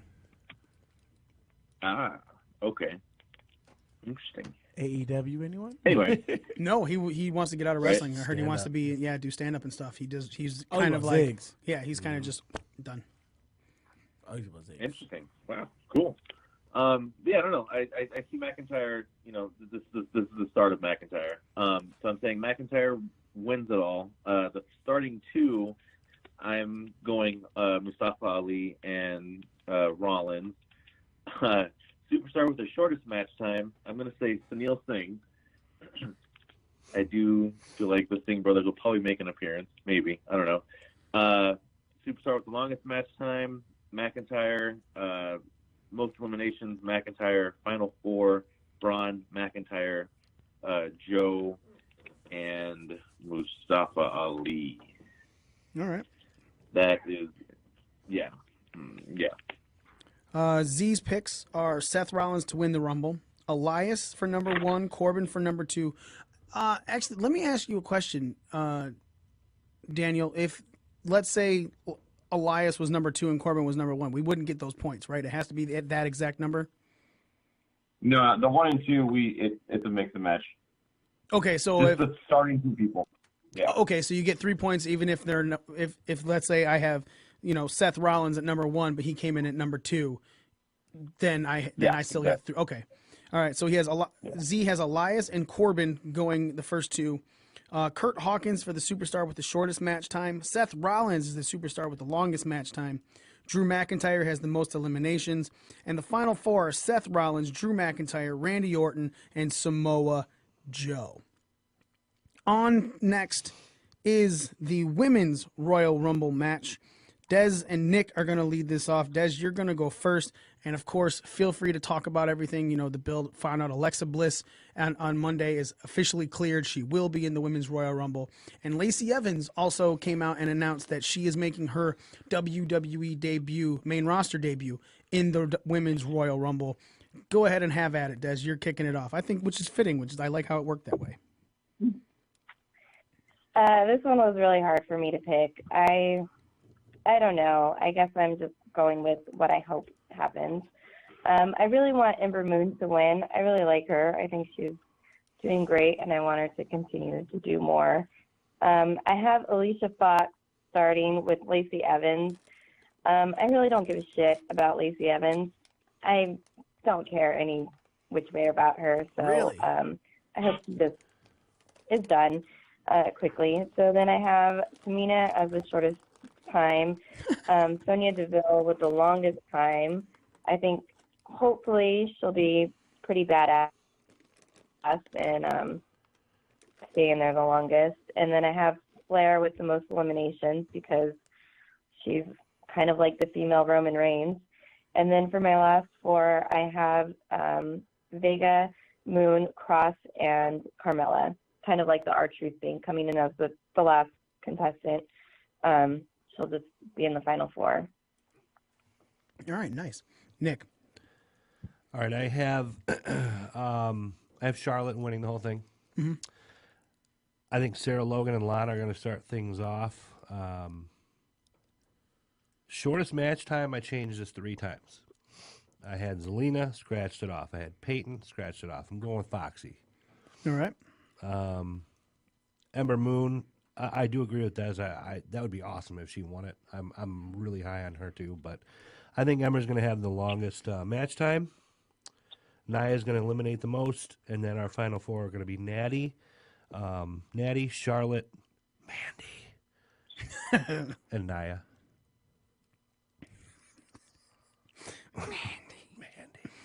Joe. Okay, I got Flair winning this thing. Starting 2 is going to be Bailey and Sarah Logan. Okay. Shortest match time, Dana Brooke. Longest match time, Bailey. Most eliminations, Nia.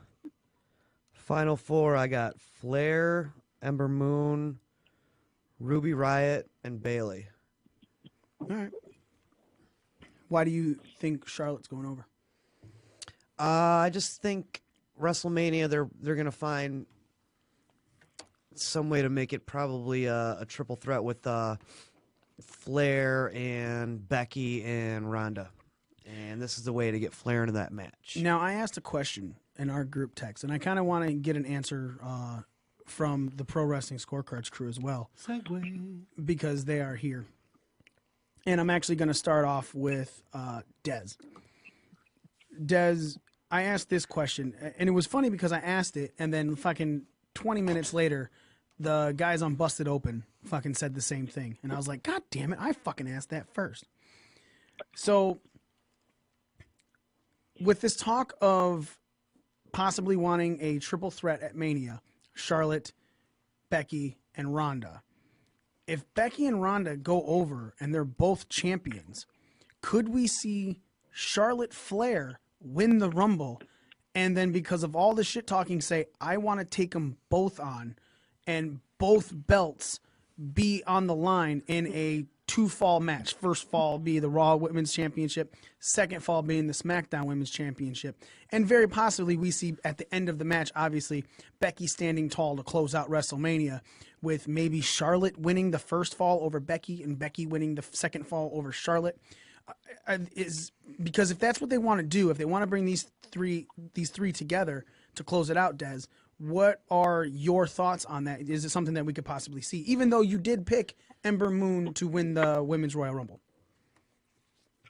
That's honestly something I have not thought about. And like AJ Styles' song says, I don't want none. I don't want another 3-way match. I'm over those. I just want one-on-one, clean, done, you know. I don't know. I don't want to see that, so I don't want to think about it. No problem. Smitty, your thoughts? Okay, so I posted something on our page about. I didn't even read it. Okay, so the way I was thinking it would happen is I don't see a triple threat because I think they're still trying to build Asuka back up. I see a fatal 4-way with both belts on the line to one fall to unify those titles. And the reason I came up with this theory is because there's only one set of women's tag titles. I think the women's going to be universal across both shows in the near future. All the women will be universal across both shows. I feel like there's going to be so much backlash if you do that. The women's tag team, the reason there's no backlash to a single fucking... Yeah, you can close that because I agree. The reason that they're doing a single floating champion, which we thought they should have been doing with a bunch of championships, is there's not enough tag team women to fight for these belts, so they should float. As far as single competitors for the women's titles, there's more than enough. Now, granted, some people aren't getting opportunities and things like that, but I feel like if you make it a single woman's title to float between both shows, then that's even less opportunity for the women, and then more people are gonna It's less opportunity depending on how much time you give these women, though. What are you talking about? If there's no if one woman's not going, if there's not two women fighting for a belt on Raw and two women fighting for a belt on SmackDown, then you have one champion who might be fighting someone on SmackDown or someone on Raw. So you take away 4 women in 2 matches to have it 2 women in 1 match. Okay, so when the unified title first came around, what was the problem with that one? When that was happening, You mean the undisputed? the undisputed. When Jericho first made it, Is that what you're talking about? Even when Lesnar and Triple H were champion and Hogan was champion, but you're talking about the when one Jericho, that Jericho beat Rock and Austin for. in the same night, That's the one you're talking about, right? yeah. Well, which eventually came to one title. Yeah. Okay. what if it came to one title? What was the problem with that? Well, one, you didn't have 2 different companies that were going to be hosting Raw, one on Raw and one on SmackDown. So you. That's the only fact I did not take into account. But again, so they were both on the same network. This one, they're not on this. They're not going to be on the same network post Starting WrestleMania. Is it October? October. So if you build it to one title, there's a problem there, and it will make, especially with the sports broadcast that you want, Fox wants. That's not going to be how it comes across on Fox, and they're not going to want to promote all these huge stars that are on Raw on there. I think the only thing I didn't think about was the whole October coming thing. Mm-hmm. Daniel, what are your thoughts on the proposed possibility of Charlotte winning to then have both belts on the line at Mania? I mean, it seems like a feasible option. I don't know if they'll write it that way, though. I really don't feel like they're going to. But I would like to see something like that, though, because at least, as much as I agree with Dez, where I fucking hate seeing triple threat matches at Mania, the concept of, like, putting both belts on the line would be an interesting, like, variable in that can make it, worth watching. I just don't see them going that route, though. Nick? Wow, a lot of thoughts going through my head on that one. I think that they could, if Charlotte wins the Rumble, I think that she could challenge Ronda because she can challenge whoever the fuck she wants to. Mm-hmm. She could challenge Ronda for the belt. I think that Becky has some say in that, depending on how her match with Asuka goes. Let's say Becky loses to Asuka like I picked. I think Becky will also want a shot at Ronda. That could lead to a Charlotte-Becky type match. Winner gets Ronda type scenario at Mania. You're going to put your Mania match on the line against Becky. That's what's going to be the stipulation. Charlotte loses her title match if she loses to Becky at one of the next pay-per-views. Okay. Charlotte goes over Becky, keeps her match. She fights Ronda. We could see another Becky-Asuka match at WrestleMania. I think that feud could continue too, so Becky can stay in that picture, in that title hunt. I thought too, maybe remember back a long time ago, WrestleMania 10, I think there was like a mini tournament to determine who would fight for the championship in the main event, like Owen Hart versus Bret Hart at the beginning of the night. Mm-hmm. Something like Daniel Bryan at WrestleMania 30, where he had to face Triple H. Yep. Then Yep, something similar to that with Charlotte. If she wins the Rumble, maybe she'll fight Becky at WrestleMania. Winner goes to fight Ronda at the end of the night. There's a lot of different ways it could play out, man. Jesse. The thing I thought about that one was possibly Elimination Chamber be a dual brand thing, and whoever wins can pick whatever champion they want to go against, and that leads to another triple threat, way the triple threat match should come into play. Mm-hmm. Jesse, what are your thoughts on this?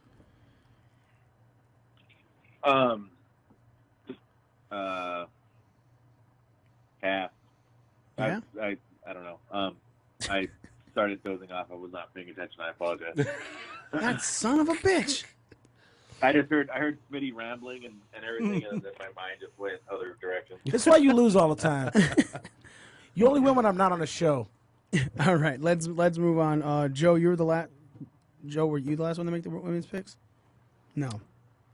Yeah. Was it the last one to make the pick? Yeah. Yeah. Okay, so next is Mario's picks. All right, Mario has Moon winning, Naomi and Rose starting, Shortest match time, Billie Kay. Longest match time, Ruby Riott. Most eliminations, Tamina. And then the final 4, Jax, Moon, Carmella, and he has an unscheduled as the other 4th as Chelsea Green. Fucking Zack Ryder's girlfriend? Yeah. Did she just sign AEW? No. It was Adam No, Cole's, I think Adam Cole's girlfriend that signed AEW. Yeah, I think Chelsea is in WWE. Yeah, she's in Man, NXT. I She's in NXT. She just signed NXT. I wouldn't copy off this guy if I was trying to get a GED. I didn't know you were a high school dropout. Oh shit! I'm not. All right, what are Ramon's picks? I learned something today. All right, Ramon went even weirder. Apparently, Sasha's going to lose the match and then be in the Rumble because she's winning it. I've seen her listed on some lists. Like, I was wondering that. Yeah. So he has her winning. Vega and Natalya starting. Morgan with the shortest match time. Banks with the longest, who also had the longest match time last year. Nikki Cross with the most eliminations. Becky, Bayley, Banks, Flair as the final 4. 4 horsewomen? What? Which, yeah, Becky, I don't know. Nigga, is you retarded? Becky ends up in the match. Becky and Banks? This nigga's retarded. I don't know. Like, He's literally. Thanks I for. thought I made that pick. Yeah, wow, that's pretty bad. All right, You may just seem like Albert Einstein right now. who? You may just seem like Albert Einstein right Albert. I thought he said ABBA. He said Abbott. now. Albert. He said Abbott Einstein. ABBA Einstein. He's a dancing queen. EMC squared. All right, my picks now. I have Charlotte Flair going over. The starting 2, man. I feel Ember Moon will start, and I can see. No, not yet. Nikki Cross. Nikki, she wants to play. You want to play? Yeah. Superstar with the shortest match time. I think it's a real good call to go with Alicia Fox here, even though that she's been kind of put up, not really been made the joke of anything. I could see her being with the shortest match time in this. Superstar with the longest match time, Ember Moon. And Nia Jax with the most eliminations, although I think that's starting to get old. Nia just looking super strong in Rumble matches. Final 4. Big Show. Still. Final 4. I have Charlotte. I'm going to have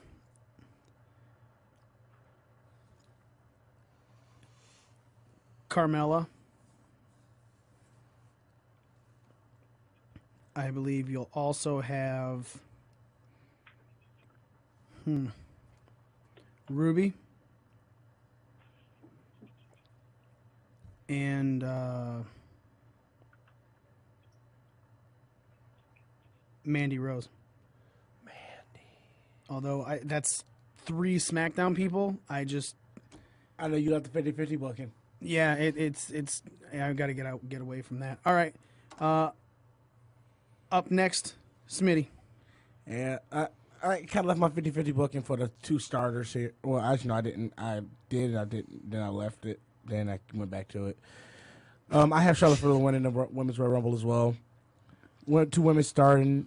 Went back to my 50-50 booking because originally I had Naomi and Mandy Rose, but now I have Naomi and Ember Moon. Okay.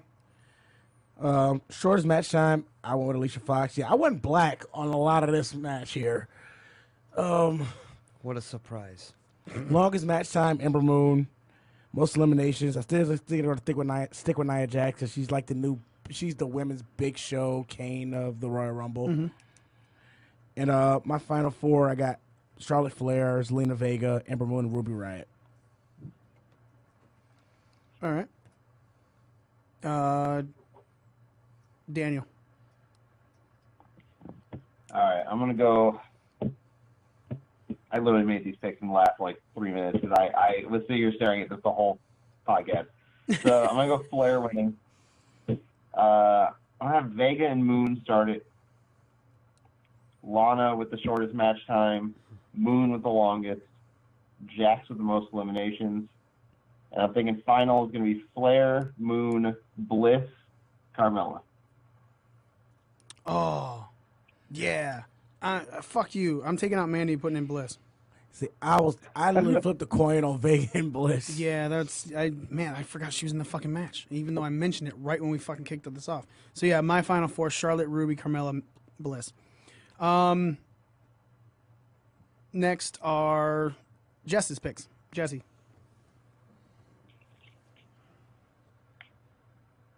Is he sleeping? Wake the fuck up, bitch. Sorry. No. I'm here. He's literally the Sorry, kid that just got woke up. I should scribble and change. He just got 5 more minutes, Mom. Shit. Okay. Yeah. All right. So I'm going Moon as the winner. Starting 2 is going to be Ember Moon, and Ruby Riott. Shortest match time, Billie Kay. Longest match time, Ember Moon. Most eliminations, I am going to say Nia. And final 4, Carmella, Ember Moon, Charlotte, and Bliss. All right. Z's picks are Charlotte to go over, Dana and Ruby to start, Lana with the shortest match time, Ruby with the longest match time, Nia Jax with the most eliminations, and the final 4 are Ruby, Nia, Alexa Bliss, and Charlotte Flair. I want to switch my longest time to Bailey. Okay. Because if they're going with you guys had the whole Iron Man, listen. You guys going with the whole Iron person thing. Bailey's been kind of the Iron Woman of WWE lately, so I'm gonna go with Bailey for the longest time now. Okay. I think you guys just gonna out edge Ember because I think she's gonna come in. Okay. Up next are the announce table destruction, which means I'm gonna switch Ember from Ember to Bailey as well for starting 2. Okay. So give us your picks again. So the 2 to start are gonna be Naomi and Bailey. Okay. And Bailey's gonna have the longest time. All right. Announce table destruction. Joe and Mario are leading us off. So Joe, your choices. Say English, Spanish, destroyed, other not. All right. What are Mario's picks? He's going exactly the opposite. English and Spanish, survive, other destroyed. Weird. Bitch. What are Ramon's?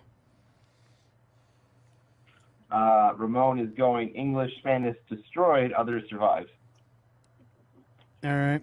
I'm going to go with English destroyed, Spanish, and other survive. Smitty. I think the English table is only going to get destroyed, and that's because Shane's old now, and he's not going to try to jump too far to hit that leap of faith. All right. Daniel. I have Spanish destroyed, the other 2 surviving. All right. Dez. I have English and Spanish destroyed, others surviving. All right.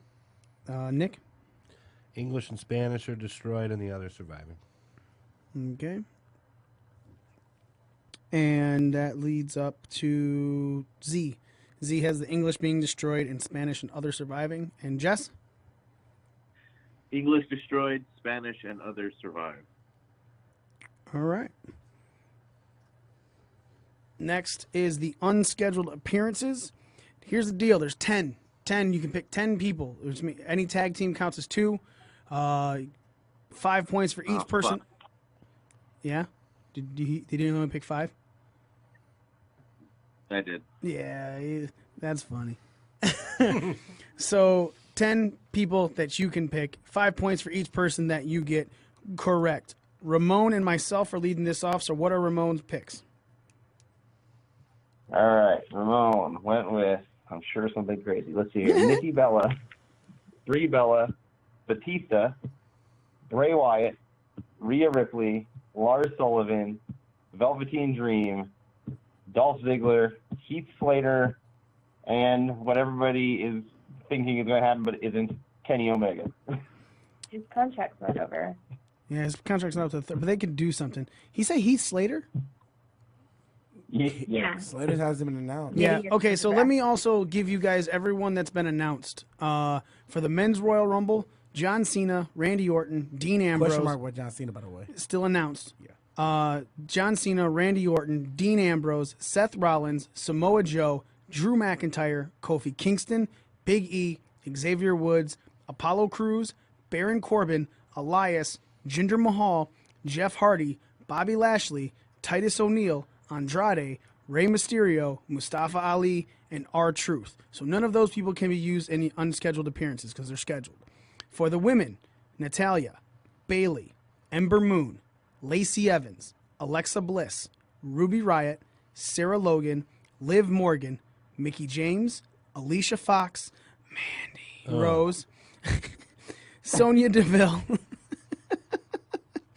Zelina She's a Vega, pussy eater. Charlotte Flair, Naomi, Tamina, Peyton Royce, Billie Kay, Dana Brooke, Lana, Nia Jax, Nikki Cross, and Carmella. So again, none of those people are able to be put on as unscheduled appearances. And so now it's my pick. And I have a few right off the bat. Kevin Owens. I have EC3, Aleister Black. I have the Usos, so that's 2 picks. So 1, 2, 3, 4, 5. Nikki Cross, I have listed. And that was literally all I could come up with even this entire time. I've been looking at everything and trying to figure out who else could possibly be in this. And Did you say Nikki Cross? yeah. She's listed. She's scheduled. Did I? Oh yeah. Fuck. Cross is scheduled. Yeah. I don't know why I wrote that then, because I was looking at that, and then I fucking said it. I'm an idiot, everybody. Idiot. Yeah, I'm stupid. I'm a dumbass. All right. So, well, that just fucked me even further. Maurice. Are you just looking at the main roster or are you looking at the NXT rosters as well? I was looking at the NXT roster as well. Look at the NXT UK roster. I was thinking Rhea Ripley. I was thinking she's a possibility to show up. I am gonna, Rhea. But I wonder if like Rhea and Tony. See, Tony's super over. Once again, I flipped a coin on those two as well. I want to write both. So 1, 2, 3, 4, 5, 6, 7, 8. I got 2 fucking more to pick. Jesus goddamn Christ! What the fuck is going on with me?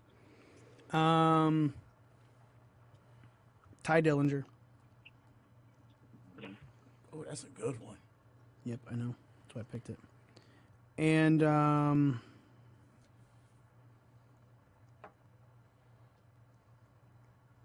who else was announced? Lars Sullivan was announced. That's a call up, yeah. I'm gonna pick Lars just because if they are doing the whole Cena thing and him at WrestleMania, it's very possible that, and with Cena's injury, it's very possible the reason they get him out is by putting Lars in there to do something against him.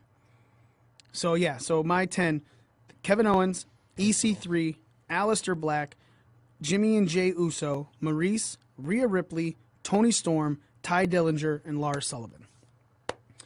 Up next is Smitty.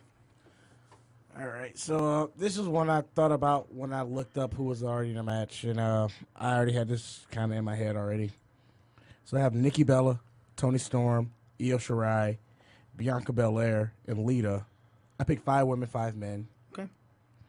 Then I have Velveteen Dream, Lars Sullivan, Pete Dunne, Ricochet, Braun Strowman, and EC3. All right. Daniel. All right. I went with Wyatt, Dream, EC3, Lars Sullivan, the Usos,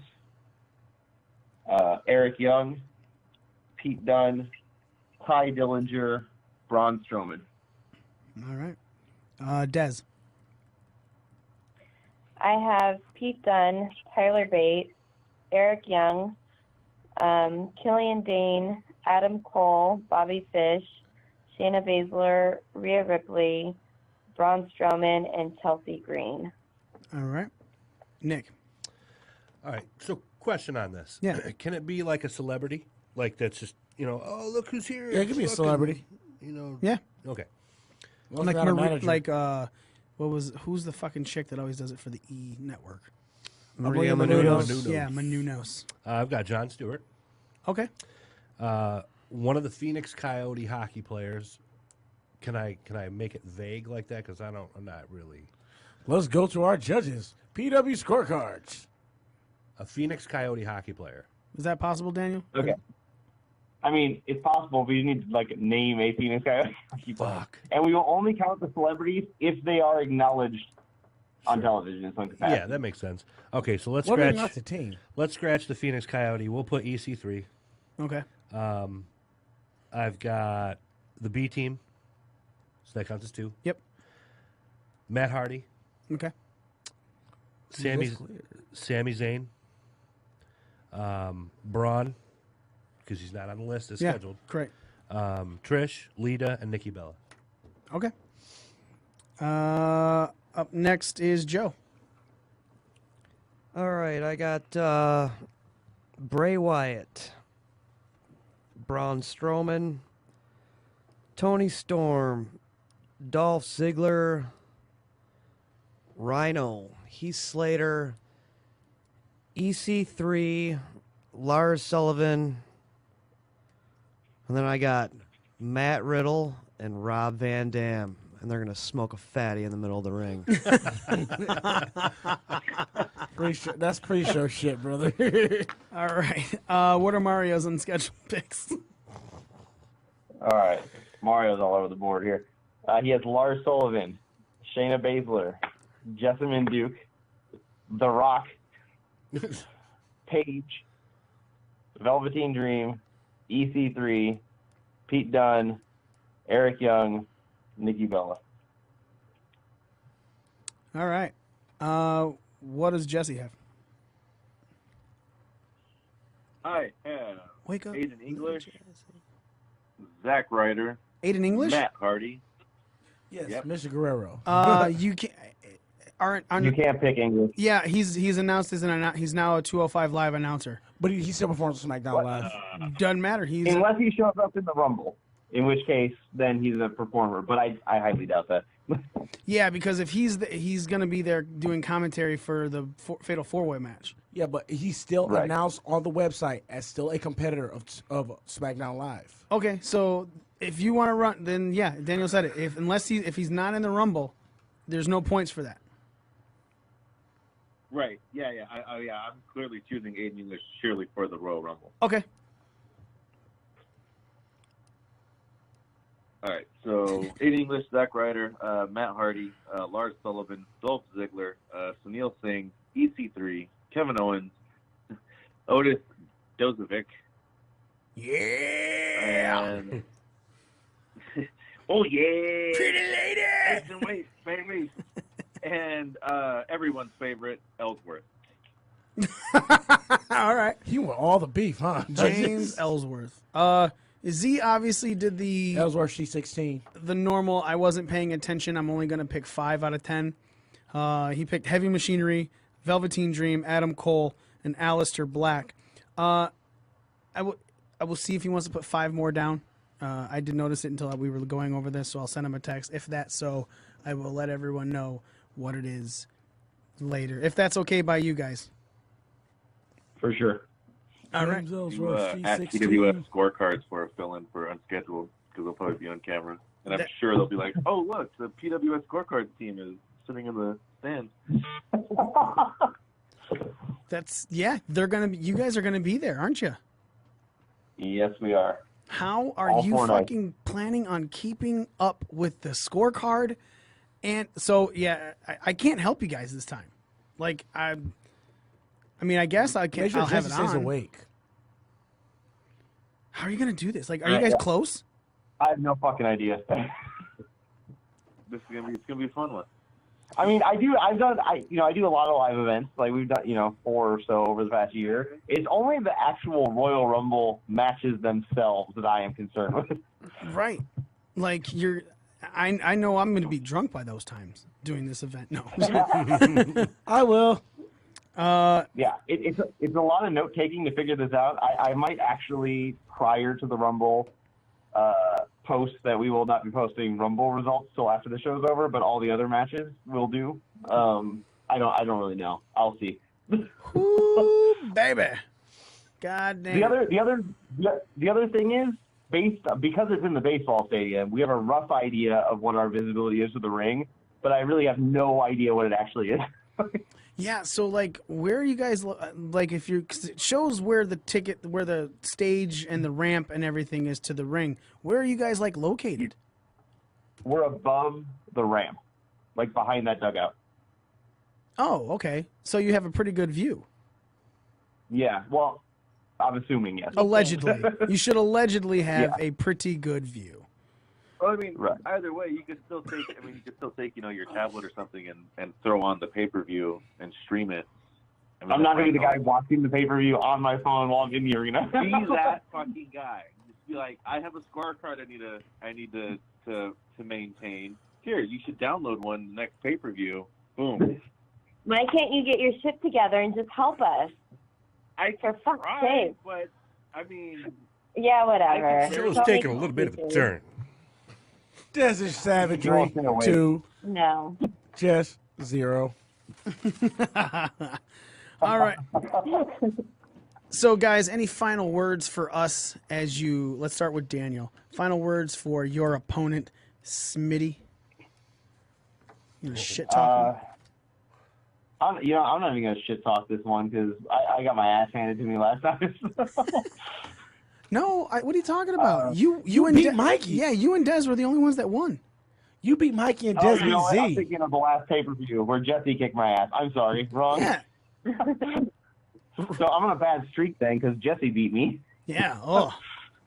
Look, Z beat me too, but I don't give a shit. It's you guys. I'm not worried about you. I'm worried about the fuckers in the room with me.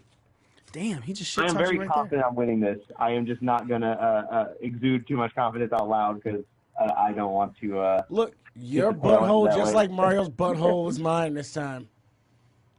there. See? I just heard something about your butthole. What'd you say? Yeah, exactly. Mr. I'm not gay is all talking about taking everyone's butthole. Yeah, because I'm a prison rapist. I'm only gay for the stay, bitch.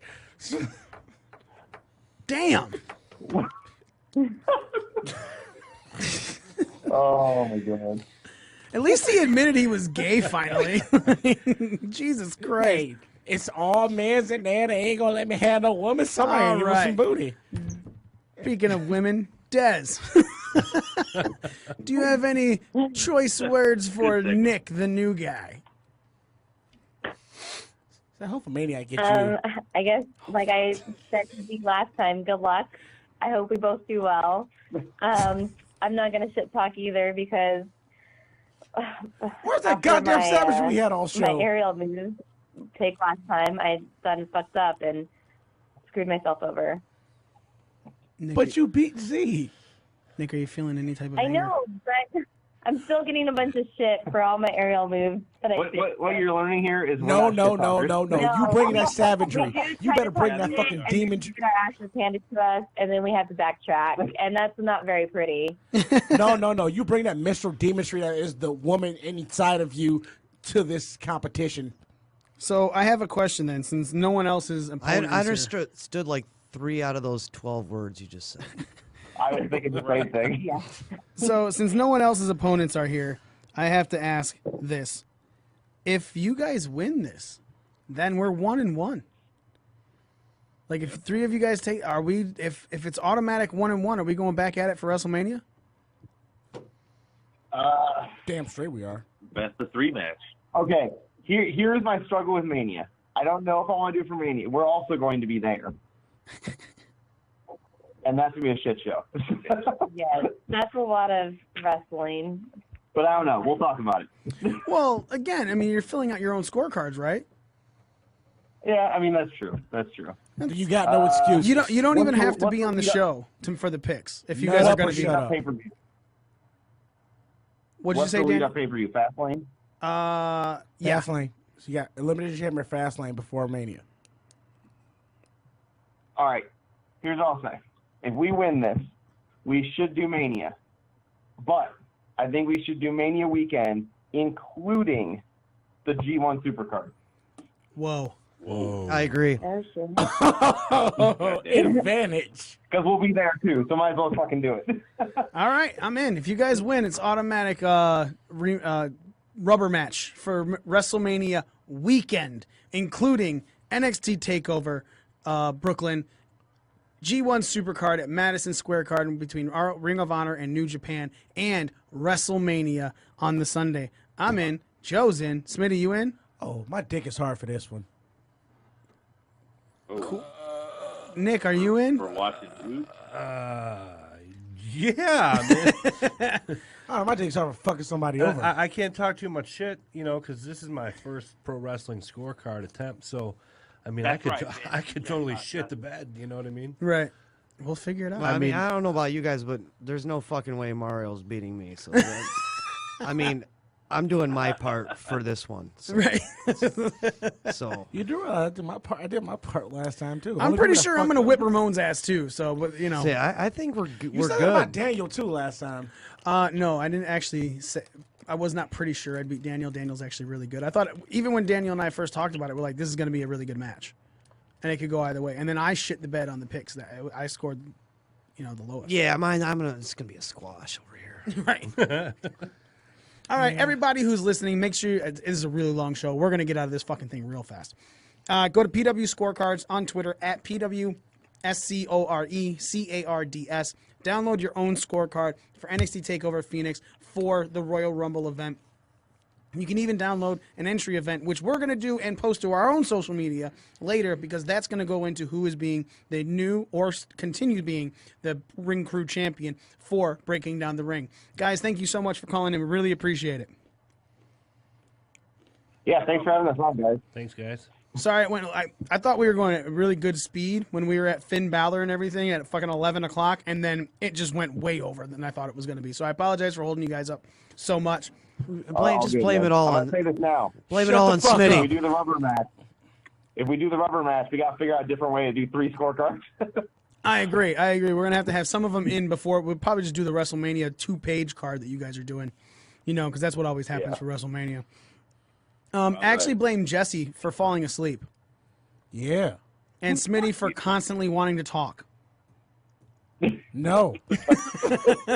Guys, again, thank you so much for calling in. And to everybody else, follow us on all of our social media at BDRcast on Facebook, Twitter, Instagram. We have the event for the Royal Rumble going on in Wyandotte at Bobcat Bonnie's.